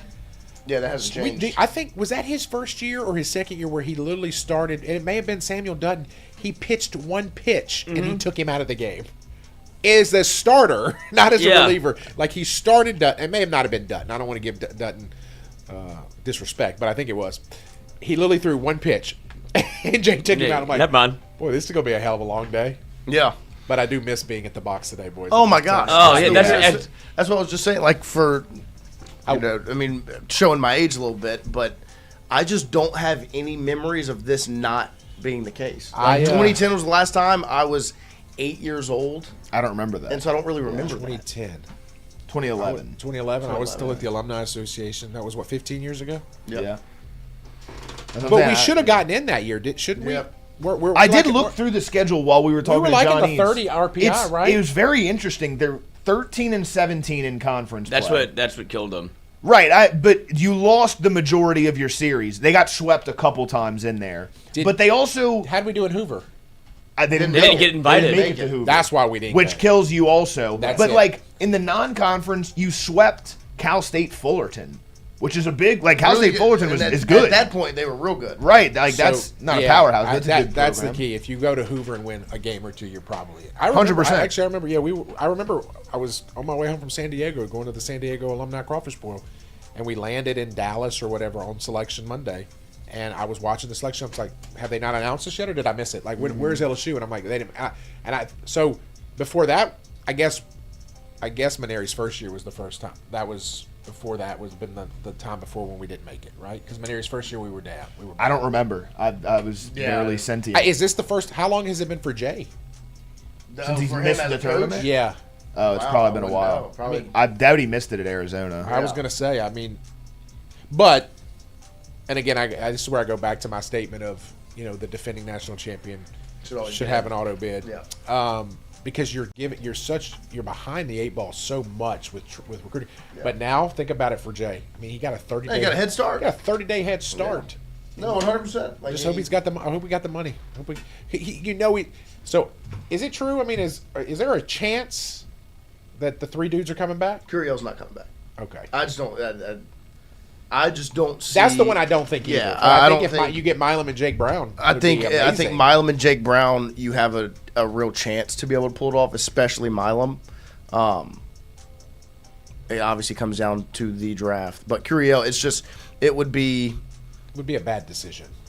Well, obviously depending where he gets picked, but it's just it wouldn't be what's best for the player, and Jay's always going to do what's best for the player, and what's best for Curiel would be to be a top 15 pick.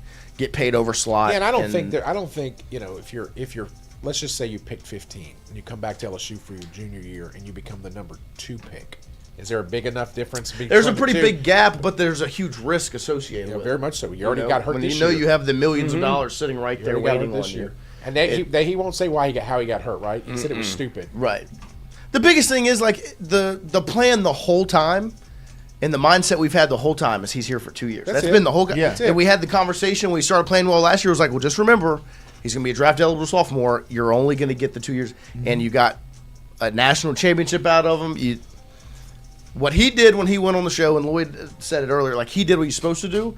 You can't go on the microphone and go, I'm going to the draft. Yeah. Well, then there's no negotiation power. Yeah. So you have to keep that. You have to whisper that in there, so it's like, oh, okay, well, maybe there's a threat. He does go back. Let's pay him more. The 2 years we got him for, we shouldn't have gotten realistically. Right. So when you're asking for another, we were spoiled to get the 2 years we got. Right. Yeah. So just leave it at that. Let's be excited. And you got a ring because of it. Absolute national champion. That's the key. You got the ring out of it. That's the thing with all 3 of them. If none of them come back, thank you for everything you did because we won a national championship. They were all 3 Big huge factors in you winning that national championship. Yep. Mm-hmm. And so that's why, as much as What are your thoughts? Curiel, on life. Yeah, I think he feels like Harold Perkins a little bit of like, yeah, he's leaving. Like last year, we were surprised that Harold Perkins came back, I guess, because of his injury. But I mean, if Harold Perkins doesn't get hurt, he's gone. Well, it's because I understand it's any one of those recruits that come to campus and because football's a little different, but they're 3-year guys. Yeah, Will Campbell. Right, like you knew when he came to campus. You're only getting 3 out of him. It's Jamar Chase, right? Leonard Fournette. Like they're leaving when they can leave. Yeah, well, you don't even got 2 out of Jamar. That's what I'm saying. Like that's how good he was. Because he sat out that his. So thank you for the 2. Yeah, you know how good of a year you have to be able to sit out an entire year, and people are like, it doesn't matter. And to be a top 5 pick, then right? And he got drafted ahead of a wide receiver who won the fucking Heisman. How many wide receivers win the Heisman? Do you feel the need to say the F word? Yeah, I feel like we probably could have had a really nice, clean segment there. And I'm doing this because Charles isn't here. I feel like we could have had a nice, clean segment there, and you had to throw in the effing Heisman. Well, I felt like listen, Father Fun forgives you right now, but let's try to clean it up. Well, you don't have to forgive me. I didn't do anything fucking wrong. He's got to ask for an apology. He's got to confess. I'm not confess. Hey, I got an idea. Somebody super chat $10, and we'll see how we'll challenge Wyatt not to cuss, and we'll say some insightful things. We'll try to see if we can get him to curse. We'll see if we can. We could piss Wyatt off for sure. Mm-hmm. I already know what I'm going to talk about. Harold Perkins is actually a really good football player. He doesn't like Harold Perkins? Oh, he hates him. Stephen Milam is a better shortstop than Alex Bregman. Yeah, it's just patently wrong. But notice how I said patently. That was fantastic. That was great work, Wyatt. Jaden doesn't win the Heisman if 23 LSU goes undefeated. One of the worst takes. How about John Eads saying tantalizing? That was great. Jake Brown. Yeah, he was like a tantalizing freshman year. I was like, yeah, awesome. That was beautiful. I never thought Alex Lang was the pitcher everybody thought he was. That's a good one. I do love Alex Lang. Alex Lang's my boy. He's great. We were sitting in the suite when Max was with us, and they did the MLB, the Tigers in the show thing, and I lean over to Max. I'm like, wait till Alex Lang pops up. And so we were just watching. It goes through the players. Alex Lang pops up, and White gets up. Yeah, no one else. Every time. Do people not like Lang? No, I just love it. He just really loves it. I love Alex Lang. Okay. That was that's like one of my favorite pitchers of all time. He just had the swagger. I agree. And he was so He's just an older player. People forget, you know. He had a little bit of the Devin win a Sheeran championship, to where did he? like Did we win? No. They went to the college. That's what bothers me. We went to the World Series, the College World Series Finals, and he didn't get to pitch. Yeah, he wasn't because he pitched in that.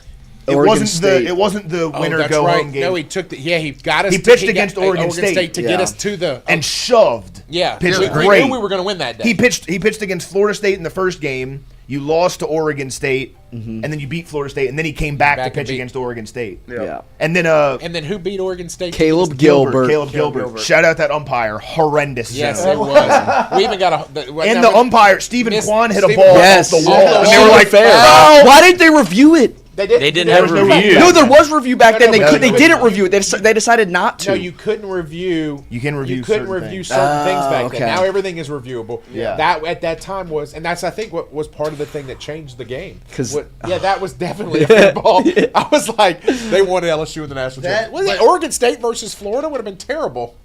No.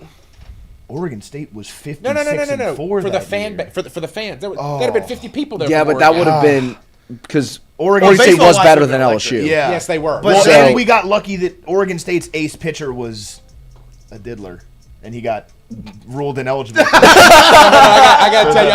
Y'all remember that? Yes. I got to tell y'all a story. You saying the phrase diddler. really And I'm actually proud because you could have used something else. I haven't cursed. So far, we're on a minute and a half. Yeah. So I'm in Omaha, and Oregon State wins their first game, and I'm walking with a guy that is one of our clients here, and he's an attorney. Y'all met him, Brian Fisher, and oh God, I would love to hear his thoughts on this. so hold on. matter. We're walking in, and the Oregon State fans are walking out. We're going in for the LSU Florida State game, right? And so we asked. We didn't know what the score was. Who won? And the Oregon State fan goes, "We won." And he goes, "What was the score?" They go, "We came from behind." And he goes, "I've heard y'all like it like that."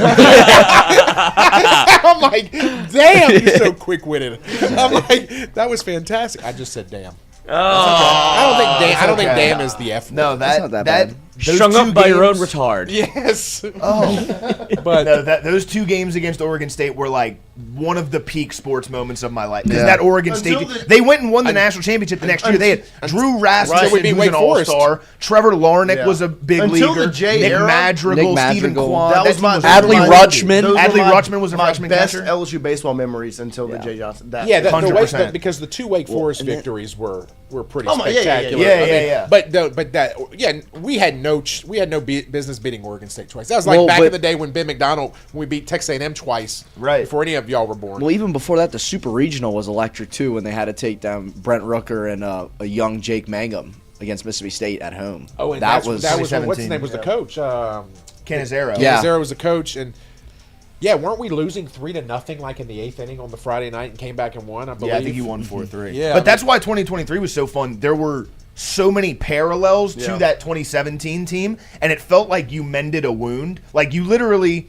You won game 1 in Omaha. You lost game 2 to the number 1 team in the country. Yeah. Right. You came back, beat the same team, and then won 2 in a row against the number 1 team in the country. And then you play Florida in the College World Series finals. Same situation. Like literally, and you beat them. Exactly. And that's why I was scared, was because all of the parallels, and then Paul Skeens wasn't going to be able to pitch in the final. And I'm like, it's exactly like 2017, like Alex Lang. Legendary Floyd. And I think that's what Jay said. Jay goes, if we don't win game 1, we're not winning the national championship. Right? No, they would have lost. We'd have lost. They had no chance in game 2. That's why they waved the white flag in game 2. That's why he pitched the way he did. They had no chance. No chance.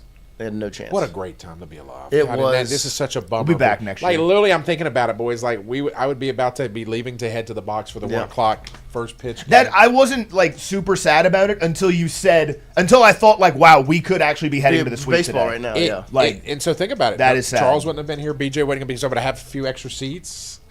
Hot dogs, cold Diet Cokes. Fuck. I'm having hot dog Y'all want to just withdrawals. go? Oh, I would love to go. We have Superior. Yeah. What's Superior? Superior. Hunter Hall. We'll just bring Hunter Hall to Superior. Well, let's just go to the I mean, banquet. to the suite. I was like, aren't you going with Hunter Hall to Superior? We'll just bring him what to the time are y'all suite. doing that? I might come over there. Yeah, come on. Do we have a time set? I was so Monday. I didn't even watch the selection show. Tuesday I was bummed because I saw all the pairings come out in the Times. And I was like, all right. Wednesday I was over it, right? Like I was like, okay, the sun came up even though it rained. Thursday, okay, this morning I woke up and I'm like, my wife goes, what are we doing this weekend? I'm like, I don't know, figure something out. And I look down on the sports app. I'm like, oh God, the regional start today. And I'm like, to not even be thinking about it, like, God, what a bummer. Yeah. And I'll be okay once I get to Tuesday because I love regionals more than I like. Super regionals are great baseball, but I like the regionals because there's so many games and they've got the bases loaded app and all that stuff. And you get those games on Monday night to championship games. Better than March Madness. It's a bit easier to pick on too. You didn't even think what? Charles is out of town, so we definitely. No, that I'm having the same BJ's thing that you're too. having. So the best part about this is Charles plans his trip, BJ plans his trip. This is all planned back in like March, and I look at both of them. I go, "Y'all not gonna be here for regionals." They're like, "We're not hosting," and I go, "Guys, we're number 2 in the country right now," and they knew something, but I was like, "No, we're gonna host a regional." I assume that's what. No, it's a given. I literally was sitting there like, who am I going to invite? Who's going to hang out with me all week? Because I'll watch all the games. Like I will literally sit there and I'll watch South Alabama play Tulane tonight. Right? Don't you have to take care of the field?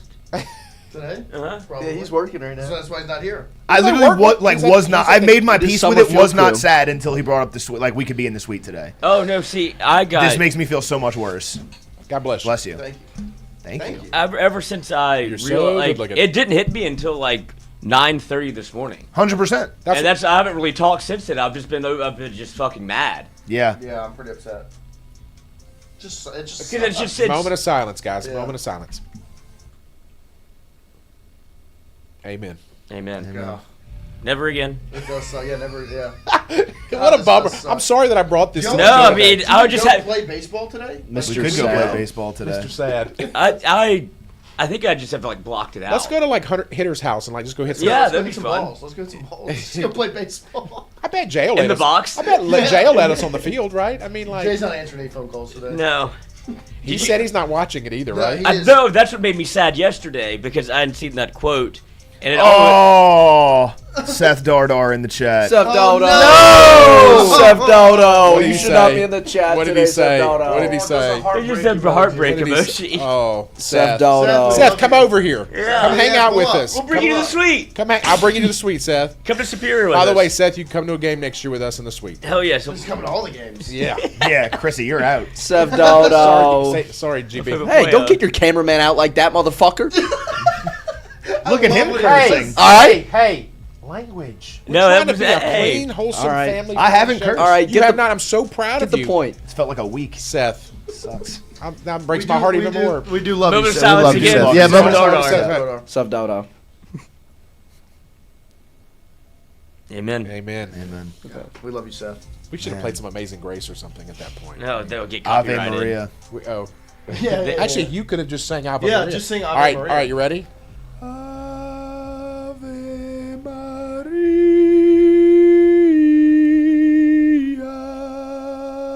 I don't know the words. No, after I think that's it. That Yeah, was, I I mean, mean, that that was was very beautiful. good. That was really I'm, well I'm done. kind of tearing up a little bit. I'm not A gonna lie walkout to you. song. That meant a lot. If I always said, "Damn," I wanted it to be "Damn, I Wish I Was Your Lover" was my walkout song, but I think I want. Ave Maria's a good one. Yeah, Ave Maria. Yeah, but wait, who was that for? I want that to be my song. I know, but who? Yeah, but who you said? The yeah. pitcher? Like, talk to the pitcher. My wife. Oh, My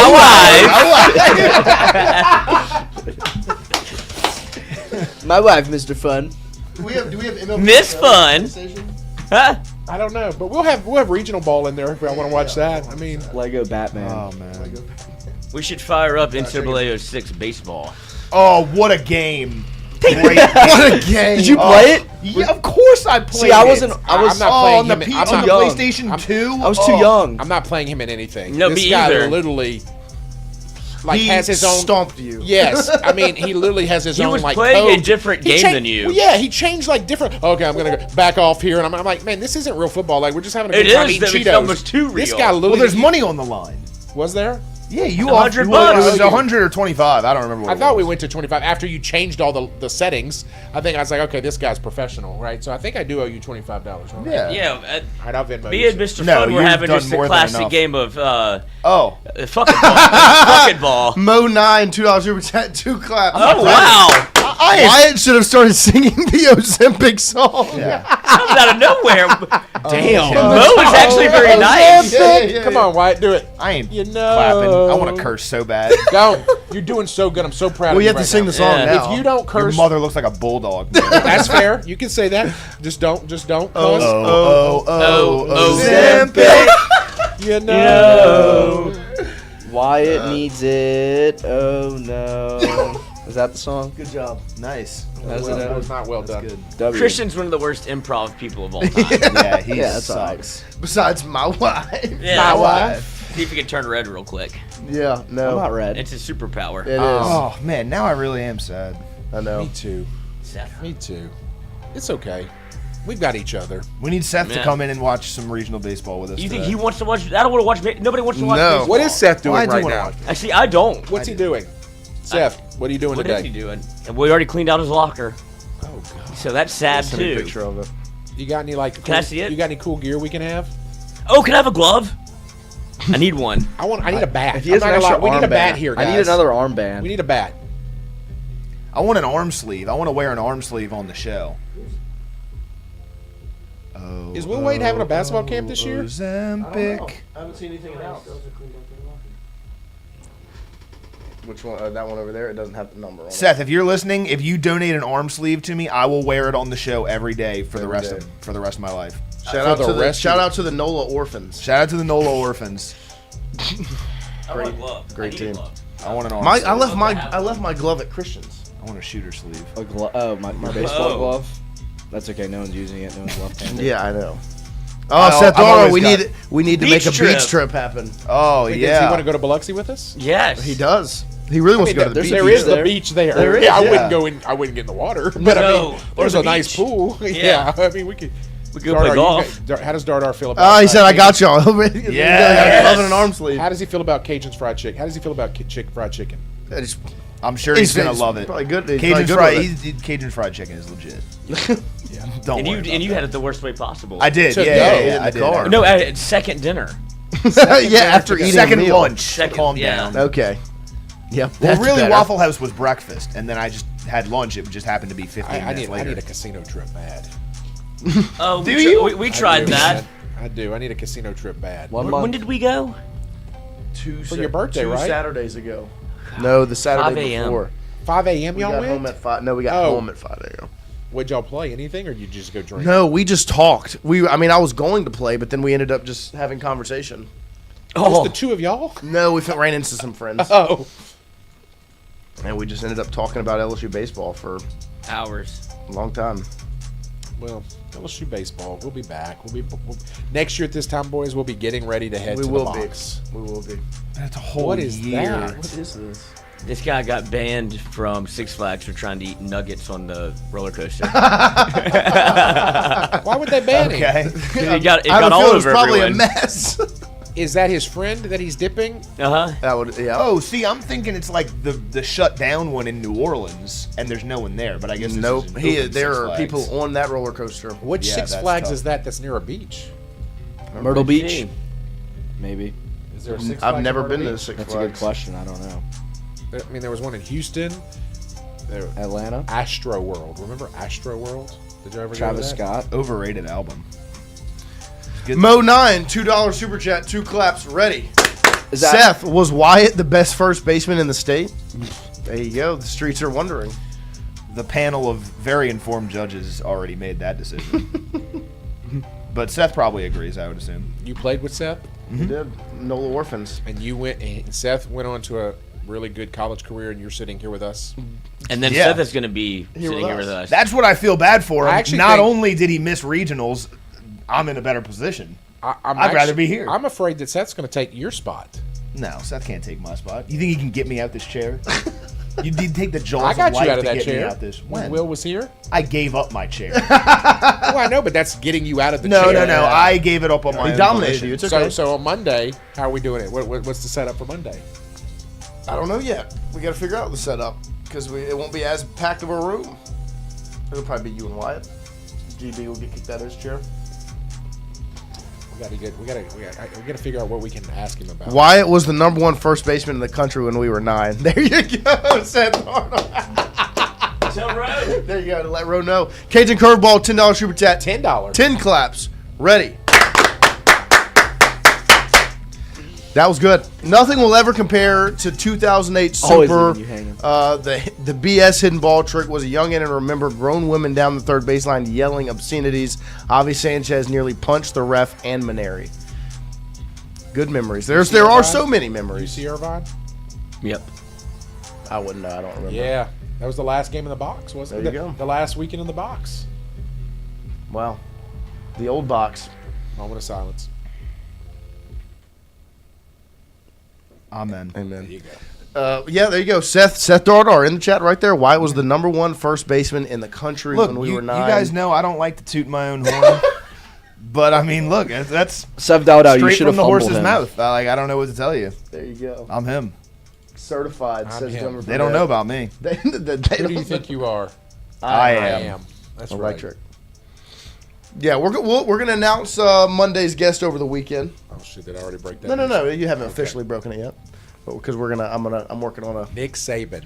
That would be We electric. got to get Curiel's dad or somebody on the show. Like, let him come tell us about how Curiel's coming back. That would be That'd excellent. be phenomenal. Lloyd's buddy. Your buddy. Yeah. Milam's mom. We Yep. could get Jake Brown's dad. Like, we ought to get a panel. A retrospective. Yeah. Let's talk about your time Well, at I LSU think- and what we're going to do next year. I think you would. It'd have to be after the decision. It would be post decision. Yeah. And I would love to LeBron the thing and get the decision. That would be excellent. Oh, wouldn't that be fantastic? Seth Darter, we switched roles. I was winning hot dog eating contests back then, and Wyatt was the baseball player. Now Seth's the baseball player. So you motivated Wyatt's the- Seth Dodar to be better. Yep. Listen, And Seth Seth- was always better at baseball than me. And I was also always better at eating hot dogs. There For you some go. reason, I just don't believe it. What, that he was better at baseball No, than the me? other part. Oh, yeah. No, I was eating, we would, like, when we'd play back-to-back games, I would go to the concession stand and I would get 2 chili cheese hot dogs Jesus. for a between-game snack. little In the kid, heat? that's- Yeah. That is impressive. I was always the glizzy goat. Let's chill. Nice. We did have a kid. It was pitching machine, I believe. Big old fat kid, and he wanted to play first, but coach put him in right field. Nice. He started to pout and took his Snickers bar with him from the concession stand in right field and ate it in right field during the game. That's hilarious. And I was like, that's the fattest thing I've ever seen. And it's a great way of like, I should be at first instead of you put me right where nothing happened. Yeah. So I was not very good at baseball. But my mom and them wanted me to play, so I played. So my first day of practice, coach says, what position do you play? Right field. Nothing happens in right field, right? Like, I'm playing right field. Second practice, he puts me in first base. I'm like, I went from the spot where like the ball never goes when you're in Little League to the spot where the ball goes every time. Well, you're just a bigger guy. You're an imposing figure. I'm like, all right. I don't think the coach knows what he's doing. Yeah, he clearly didn't know what he was doing. I was actually pretty decent defensively. I could not hit the ball. Well, that's when you found golf. Yep. It just sits right there for you. Yeah. Waiting on you. Yeah. I'm better at hitting a baseball than a golf ball. Real talk, boys. I think I'm actually having hot dog withdrawals recently. I'm getting these sharp jabbing pains like right around here. You're missing a dog. Ever since the hot dogs. So go to Sonic. I went to Sonic last night. What'd you get? No, I had a little sausage burrito. There you go. You ever had an Oreo blast from Sonic? Yeah. That was so funny. Brady Booth. Good. He's unbelievable. Shout out Brady Booth. Let's watch some baseball, boys. I'm gonna cry. You could get a hot dog from Five Guys. Hot dog is actually really Five good. Guys hot dog is really good. Freddy's also has a really good hot dog. I don't like Freddy's. I've never been. Really? I don't like that little thin meat they serve you. Like a smash you burger? like thick meat. Like a How about thick meat. So you wouldn't like Wyatt's meat? Yeah, I'm probably not a big fan of Wyatt's meat. Mm-hmm. Yeah. Per you, bud. Yeah. Shout out. You're earning that GB Poggi, name. though. GB. GB. He's earning it. Green you Bay. would like Poggi. Yeah. Poggi likes a GB. There you. Whoa. I don't know. If He that's likes confirmed. when GB picks him up because he doesn't have a ride in the morning. I haven't hit a Jeep in forever. Do you ever fight? Like, do you ever get like mad at each other? Us in here? Yeah. No. I mean, we have at times. Before. Lloyd snapped at me the other day. Yeah. About before what? the show. About what? I don't know. I made a joke. I guess he didn't like it. I was joking back. It didn't. I don't know.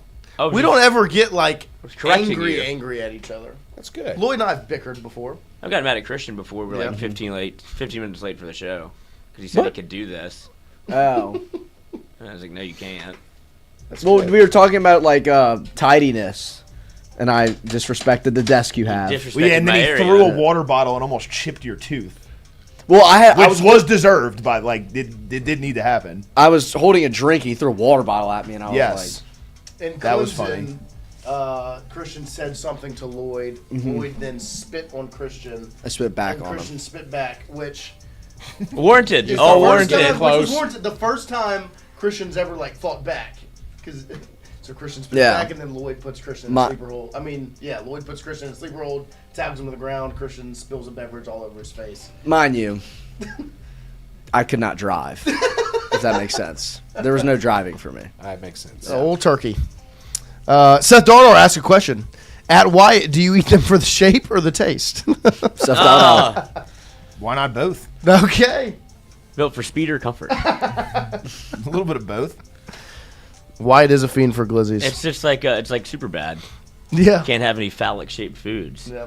But I would say we have a very good relationship in the room. We all there are times we all can get annoyed with each other, but then if you don't fight, you're not family. Yeah. Yeah, of course. Amen.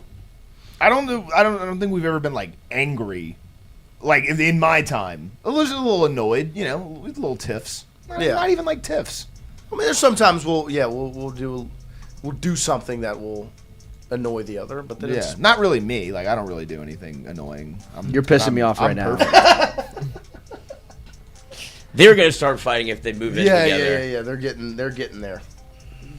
Boys, we fight now. We'll get in debates and arguments where, like, I don't know if Wyatt's actually gonna do anything that would make me mad at him. Like, what you have to do to make me mad in my house is like be messy or do something and you don't clean it up or just something like that. Like something like that's not personality related. Like something that's, like what the fuck are you doing? Like, pick Okay. up, clean your dishes. You know what I mean? Like, that would make me I don't do mad. dishes.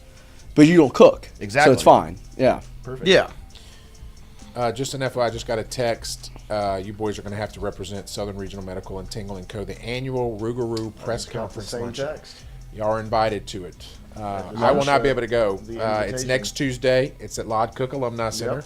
Tuesday, June 2nd. You have received 2 tickets. We encourage you to come out for your first chance to meet the Rougarou players and coaches. Yep. The defending Texas Collegiate League TCL, baby. TCL champions. 2025. So check in There we go. 11:45, lunch served at 12, end of program at 1. Yep, So, I just got the.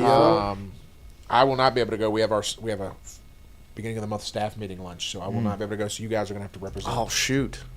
Last year they had really You good. can't go either. You can't? Send me and Wyatt. Yeah. What y'all got? A meeting. Yeah, we got a meeting on Tuesday. Is that the one you texted me about yesterday? Uh-huh. Let's go. We'll figure it out. We'll send a rep. Yeah, we'll get it planned out. Yeah. Well, we can maybe shuffle some things around. We'll see what we can do. Yeah. We like to things make happen. everybody So, happy Of here. course. What I'm That's how we do it. hearing, there's lunch on the table somewhere for Yeah. on Tuesday. Whether it's at the staff meeting here or So do you want to know there. what we're having for the staff meeting here Tuesday? Yeah, I kind of do. BJ, it's the first time we're doing it. We're doing a Dearman's Burger Bar. Oh my gosh! I told you about Dearman's the other night. You've never been to Either Dearman's? past, when we tried to go to Walk-Ons, Yeah. and Dearman's is in that. Oh yeah, Dearman. Yeah, what is? It's like the old diner. It's an style old, burgers. it's an old like Expand. yeah. Oh, it's very very Oh, good. it's the Hamburger, best. really good home cooked burgers. Yeah. Really good fries, shakes. Yeah. Yeah. How like thick it's is like a how thick diner. is the patty? The Because I meat like is- a. the meat is It is thick. thick. Oh, see, I actually prefer a thinner. I wouldn't say thick like that. I mean, No, it's but it's like good. that. Okay. You want to know where else y'all need to go try? Riverside Patty. Very good as well. Oh yeah, very good burger. Now that's a thick hamburger. Yeah. Interesting. But yeah, you got Dearman's, there it is. Dearman's is- that's the vibes I in wouldn't the get a restaurant. double. I would just get one I because would that's get a too double. much The doubles, meat. it's too. You can I eat a get a- double. I get a double. I can't do a double. I get a double. I get the most amount of patties I can get on a burger wherever I go. See, I Really? like. Yeah, if you I, offer a triple, I get a triple. see, I can eat a double. I It's like not you, that. I They think, have a really good tuna sandwich there too. Just an FYI. See, I don't like tuna. I But get a I little see, surf to and me, turf. that looks like the ratio of meat to bread to cheese is going to be off, and there's going to be too much meat. So on it. that's- I'll just get a second single burger. That's valid. So that's more meat than the Five Guys burger. You know, the Five Guys burger is a double. Yeah. right. The Five Guys burger is And I perfect get size. a triple. You get a triple at Five Guys? If you offer me extra patty, I'm gonna put it. That's like a pound of ground meat. It is so. No, good. that's a lot. But their fries are very good. Their shakes are very good. What kind of fries are those? They're like Those are hand cut. Those are legit fries. See, those are the fries I Got a actually good don't think crisp, I'll like. Really? Oh, really? Because I don't Got a like good like crisp Five to Guys it. fries. I'm not a big Five Guys Or like five. Wingstop fries are not good. What are y'all doing for lunch today? Whatever you Great tell us. question. We haven't done lunch this week, have We haven't. It's just me and Kevin too. So BJ's out. BJ's in Denver for the Morgan Wallen concert. Oh, that's awesome. I want to go see Morgan Wallen so Yeah, bad. I'm surprised BJ wants to go see him. BJ loves. Why do Morgan you say Wallen. that? Because of what Morgan Wallen said. Oh yeah, Is he racist? Yeah. Is he really? Well, that's sad. good music though. You know, maybe he's mending the fence. Maybe BJ's extending What can we an do arm. today, boys? What can we go? I mean, we could go to Dearman's, but You're about to have we're it. going to have that Tuesday. Riverside there's, Patty. There's this Riverside I Patty. saw this. Can you the bring us to sign. another Louisiana buffet? Like, Y'all want to do another buffet? well, Or or just- something. Oh. A What spot is we don't know about. what is a place that they don't know about? Like, Yeah. Well, we could go. You're to, from here. Yeah, spot. we could go to. Next week we're going to Country Kitchen in Gonzales one day. Okay. We could go across the river to Bruley. Uh huh. They have a buffet there. Oh yeah. Um, What kind of buffet? Louisiana Bayou Bistro, I think is the name of it. Lloyd, see if you can pull that up. Yep. You found it? I did. Yeah, and they have a buffet every day. It was a very- seafood buffet. Well, they have some seafood. Okay. I don't know. Different days they have different things. We should call in and ask them what they're going to have today. Yeah, we could. I think we should start taking callers. We've done that. We have. We need to get a new. We need to get a new dongle. Is that what you have to have? Yeah. I think We that'd be have to fun. load. I always that's what I liked about the old days shows, like when Jimmy Ott and those guys used to do his show. They call you take call Yeah, ins. this is the time we do callers Yeah, more because than ever because you're there's nothing going on. yeah, we're slow, right? Like I'm on this. Yeah, you are. You want to try this today? I'm looking at the pictures. I'm enticed. It's looking good. Country Kitchen is in Gonzales. It's a little farther away. We're gonna have to do that one day, where we maybe have a little bit more time. But Country We got all the Kitchen. time in the world. I wonder what's on the menu today. At Friday lunch special, is it the 29th? Now they have. You can order off the menu too, but they have a buffet. No, you don't want to. The buffet has a salad bar. The buffet has gumbo. It has food, and then it has some really good bread pudding at the end. Yeah, so I'm looking through the menu. I don't see like a buffet menu. You in? That'll play. That'll play. A lunch special for Friday. Oh, this is available Monday through Friday. Let's see. Let's see, but it's just the Friday special. Oh, Friday lunch special is fried fish plate. Fried fish plate, yeah, I'm looking at it. Oh, let's see if we can get them on the phone. Friday special is all-you-can-eat fish plus shrimp for $19.95 with fries, hush puppies, and coleslaw. That's actually not a bad deal. See, am I a bad person? I know what you're going to say already. Yeah.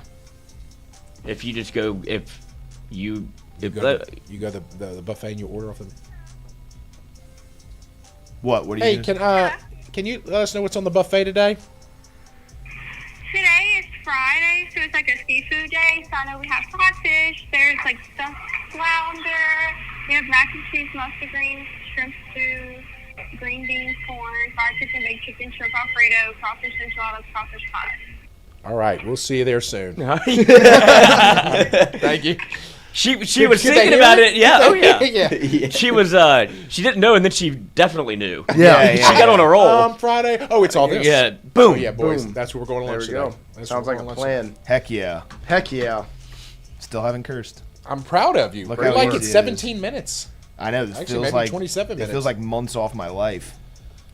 But like, what is the upside to not cursing? Like, I don't get it. Yeah, we got Brian Burgess I back. think it makes you a better person. No. I think cussing. I'll be honest. I do it. I cuss all the time too.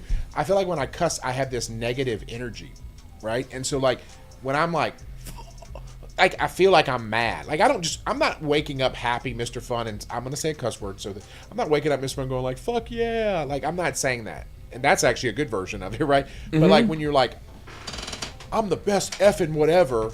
I don't know. It just kind of feels this negative energy, and I'm Mr. Positive.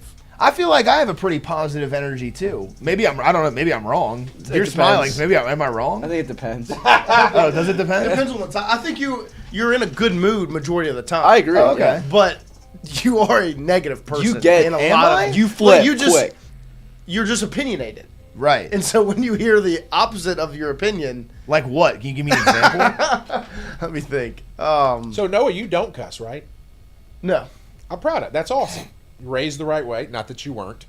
I mean, look. I would argue I was raised the right way. I will get pushed to I think you were raised the right way. There are a couple of places where I give myself, like on the golf course, fair game. Basketball court. But you're not doing it on your game. show. No, not on the microphone. Yeah, I feel like every day is your interview. That's So very I true. feel like when people see you and you represent your family, and The only level of Noah that gets to that point really is the competition Noah. When I get competitive, because I am a very competitive person. Charles says I say the F word a lot. Charles says it a lot. He says I'm a cusser a lot, and I try not to be. I try not to let it. See, my opinion, I think. What's the opposite of I think it hurts you more when you try to be something that you're not, rather than like cursing. Like I don't think cursing hurts you that much. So, but why don't children do it? I think they should. I cursed as a kid. You think as a kindergartner, a kid? Oh, that would be hilarious. Think a kindergartner. I think you shouldn't. I don't think you should cuss as a child because it stunts your vocabulary. Once you have, I agree with that as well. Once you've reached your, to use the F word in every exactly. version, You don't know how to use adjectives. That's it. So, I think I brought something to the show today. But once you bring something to the show every day. Once you're tapped on your lexicon, you can start cursing. So it's a great point, Lloyd, because you have a good vernacular. Mm-hmm. Lloyd's the smartest guy in the room. At the end of the day, like I will try. So as you get older, you start, your brain gets a little foggy, and you start not thinking. So the quick, easy thing is just like, oh yeah, absolutely, yeah. Instead of me saying, so the way I look at things in my day-to-day life is when I'm upset dealing with employees or dealing with anything, myself personally, my wife. Gambling, yeah. What do I hope to accomplish, right? Like by me getting mad at something and going off on somebody, what do I hope to accomplish? And so that's when the let them comes in. Mm-hmm. Let them. But you can cuss all you want. I'm proud of you that you've gone 30 minutes. No, I can stop if I want to. It's just like I don't see the upside to not curse. I don't think there's this big upside to not cursing.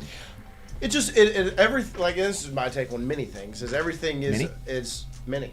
Yo, what up? Yo, what's good? It's all about like things in moderation and can you control yourself? Because there's times and places for everything. Like if you know the environment you're in and the people you're talking to or whatever, some things are okay, some things aren't. And that applies to everything. Like that's just how I look at it. A lot of things just in general is just time and place. Of course. Listen, I'll give you the perfect example. You're trying to woo Charles's daughter, right? She walks in. I know. I'm being funny. We know it's a running joke. She comes in here, and you use a couple of words that I probably wouldn't use in front of a woman. And I'm like, huh. I'm not saying no as in I don't want to woo her. No. I'm saying if I was going to woo her, I'm not going to stop cursing. That's who I am. If she's going to fall in love with me, she's going to fall in love with me. So not who I'm portraying to be. That's fair. That's actually what you want. You want to be who you are. You don't want to be someone you're not. Right. Of course. So like this is. If she doesn't like cursing, but then maybe it's not the right fit. It might work better that you don't curse, and she might already know that you're like a known cursor, and she notices that you're not cursing as much. Like, oh, he's trying to be polite and be a gentleman. Yeah, it's like not using her This shitter. is an intervention. It's performative. Like, you know how some people don't like to use the bathroom at somebody else's house, right? Especially if it's not a problem for me. That's what I'm saying. So you know what you're getting, right? Exactly. So you have no problem dropping a deuce at somebody else's house? If it needs, I'm not gonna do it. This is strictly for like a.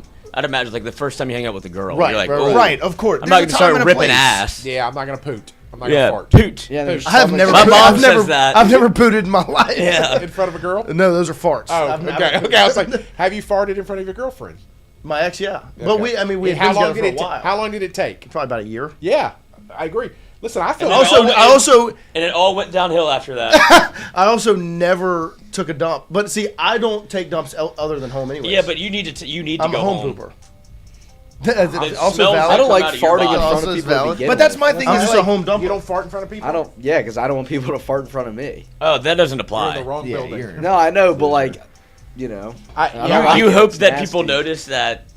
If you don't do it, then maybe they won't. Because I haven't noticed that until you just said it. Me either. no, like it's more of just like I don't want to be looked at all as like stinky. So See, me is like if we're hanging out after the show and you I are have a little fart, like y'all are a little bit stinkier because y'all fart in front of other people. Like, you know what I mean? Well, my thing, because if we're hanging out after the show and I have a fart, I will go and stand in front of you and fart on you. Yeah, that's you're stinkier now. And That's now, hilarious. now if you don't stinkier, care, that's Christian. fine. I don't want it though. You know what I mean? Like that's I fine. know you don't want it. That's why it's funny. Yeah. Yeah. I don't even like farting in the bathroom in front of people.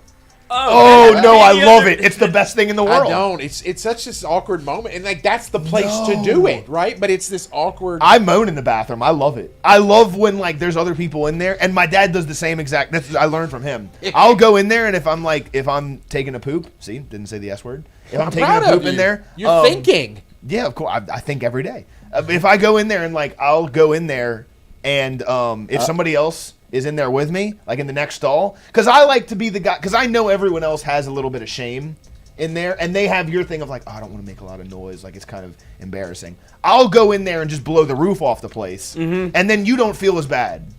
You know what I mean? You're looking at me, you're like, wow, that guy's weird, and you're no longer thinking about yourself. And you put yourself in a great spot. You do that, you go, oh my god. They're like, oh, it's funny. Yeah, exactly. They're like, no shame about it at all. Yeah. It's not like, oh, I can't believe Dude, that. okay, I got a question. When someone's in the stall dumping off and they start, you know, it turns verbal. No, not verbal, but they start farting in the stall. Do you make a comment if you're peeing and like? Hell yeah. Yeah. Is that what you do? I have. No, because I don't want somebody to do that to me because I'm like, oh fuck, they can hear that. I try. I'll tell you when I'm doing that. I flush the toilet At the same time. See, so like- you can't hear it. Oh, that's smart. My dad taught me that, like, because I'm like, it's embarrassing when other people are in there, especially if they're sitting right next to you, and you're in a room of poo particles. See, I'll move my shoe over and like tap their shoe. Whoa, don't do that. Whoa. Give me a little shoe 5. All right. We're dumping off together. This is a special bond. You also reach your hand underneath. And Yeah, like, no, What's no, up? no. What's up, pal? Spare square. How are you? You were the type of kid in high school to, like, look over the stall at the other kids. I still do. I'll tell you a funny story.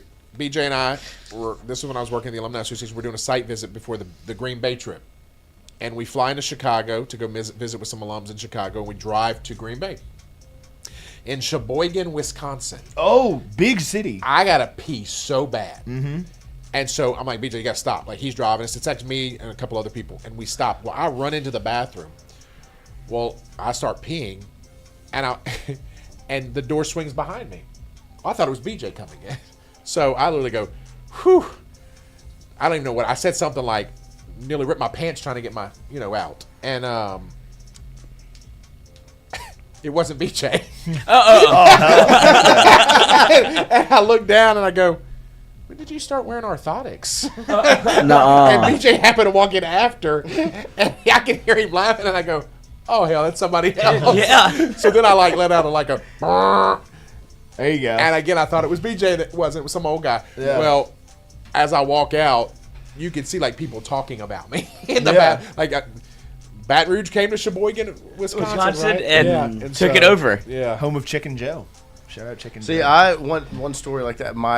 We are driving back, I believe, from Shreveport. I'm visiting my dad's family. We stop at a gas station, use the restroom. And this was one of the few times, and I was younger. I was maybe 11, 12 years old. Had to go number 2 in the gas station restroom. Never a fan of that. No, but had to. The only stall they had did Handicapped. not lock. Oh. And so I asked my father, who's in there with me, and if anyone's met my father, he is You don't remember? he's a jokester. Like, he wants to he likes to mess with people. So you asked him just to hold the door? I said, can you just guard the door for me? How old are you? I was like 11, 12. He was like, yeah. So I was like, okay. So I go, he does not guard the door. He stays in the restroom so he can get enjoyment out of whatever transpires, but he does not guard the door for me. Now, it stays closed. Oh. Somebody comes up to the stall and goes, yo, anybody in here? And, like, notices the door's unlocked. And, like, as I'm saying, yeah, boom, bust right into the stall door. And it's an older gentleman, whatever. And I can hear my father giggling by the sink, just going, like, just dying laughing. And it turned into be a good memory. But I was pissed. I bet. I was like, Dad, I asked you to do one thing, guard the door for me. You can't do that. And he's just laughing. Have you ever had to go to the bathroom on a train? No. Never been on a I've never train. been on a train. So we used to do train trips to Ole Miss and to Alabama for fan trips. It would be you take a train from like Hammond or New Orleans up to Tuscaloosa or up to How long is it? Memphis. How long does it take to get to Tuscaloosa? It's longer than a car ride because of all the stops. It's a fun actually, I hate it, okay? The fans like it because you It's literally different. bring food, you bring drinks, you freaking drink the whole way. You have a great time. You party on these. We would get the whole, you get a whole car. They had dining carts and things like that. It's actually not a bad trip if you ever get a chance to do it. Well, on one of them that we went to Oxford. The problem, though, Lloyd, with it is when you do go and you have a group of like 100 travelers with you, you literally have 1 minute to get all those bags off at your stop. They stop. You got to get all the bags off. Right. And it's public transportation. Yes. And so I had to go to the bathroom one time, and I don't do number 2 on a plane. I don't do number 2 on a bus. I don't do any of that stuff. Right? Isn't that interesting because those are the only spots that you're actually alone? Yeah. Good point. I just don't like it. Well, for me, I'm a big guy. It's very tight. I don't go anywhere but home. See, but I like the tight because I'm not going. So the anywhere. train. I'm So stuck because so- my family has an RV, and so I've had to go in the RV multiple times. And like I know my brother and sister have talked about where like if we turn, they'll like fall or whatever. Well, I'm not going anywhere. So let me tell you this: the train. So the travelers bring Raising Cane's chicken fingers, and we got finger sandwiches and meat pies. And man, I'm just pounding them, right? And I remember even my coworkers were like, "You better pace yourself. It's a long way, and you're gonna have to go to the bathroom." Well, I don't listen, and I eat and I eat and I eat, and I get on I have to go to the bathroom. Well, the bathrooms on the train are actually facing sideways, so you're going like this, but you're sitting facing this way. So like you're sitting there, and you're like, and I'm like, okay, this is not good, right? Yeah. And so, boom.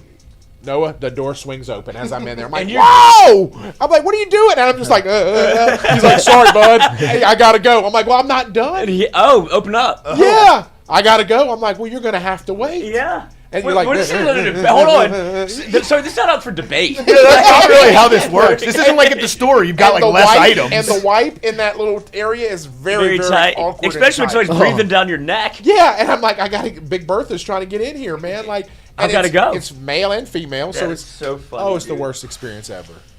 It's the absolute worst experience. If you ever go in the airport, little trick, they have those bathrooms for like new parents. For like the babies changing stations, it's just a single. Yeah, the family bathrooms. So I did that at Tiger Stadium once in the suites. They have they have the men's room, they have the female's room, and then they have the family bathroom. Well, the family bathroom just happened to be closer to our suite than the men's room. So I was lazy. I just went to the family bathroom. Well, I went to the bathroom. I came out, and there's a lady in a wheelchair. She was pissed at me. In a wheelchair? Because she was thinking that was for her. The handicap. The handicap. But she was mad. She made complaints about me to the TAF people. Like, y'all are letting this random people use this bathroom. I mean, it's a family restroom. And it's big, though. It's big. It is nice. They are very, very... They actually have nicer things in there, like colognes and things. Well, Ed, you're a family man. I'm a family man. Well, what you should have done, you should have gone full Shane Gillis and just walked out. Yeah. Well, how does she get to use it? She's just is it for handicap? It's not for handicap. It's Well, then just what- bigger. No, you should have. She was in a wheelchair. Get up your high chair. Yeah. Well, Look, when I get it, look, you just grab the handlebars and tip. Yeah. And then walk away. Brake checker. Yeah. Brake checker ass. Nice. But we're worried about you cussing. Yeah, I know. Get off your high chair. Yeah. I mean, this guy's talking about tipping him. We're talking about it. I really have to go dump now. We'll get it out before lunch. My energy drink is getting to me. All right, boys. Great show Gotta get ready today. for Michael. You do, Mikey. Thanks everybody you can't for go watching. lunch with us? What the? He's got to do mic'd up. I know. Look, I get boned more doing this than anybody. Get dumped on more than anybody. I know. That's why I need computer. All right, boys. Let's have a day. Let's have a day. Let's win some games. Yep. Heck yeah. Let's win some games. We see you guys. Let's go through the picks one more time. Raging Cajun money line, Kentucky money line, Arkansas money line, LIU at Georgia over 14.5 runs, A&M minus 3.5 runs.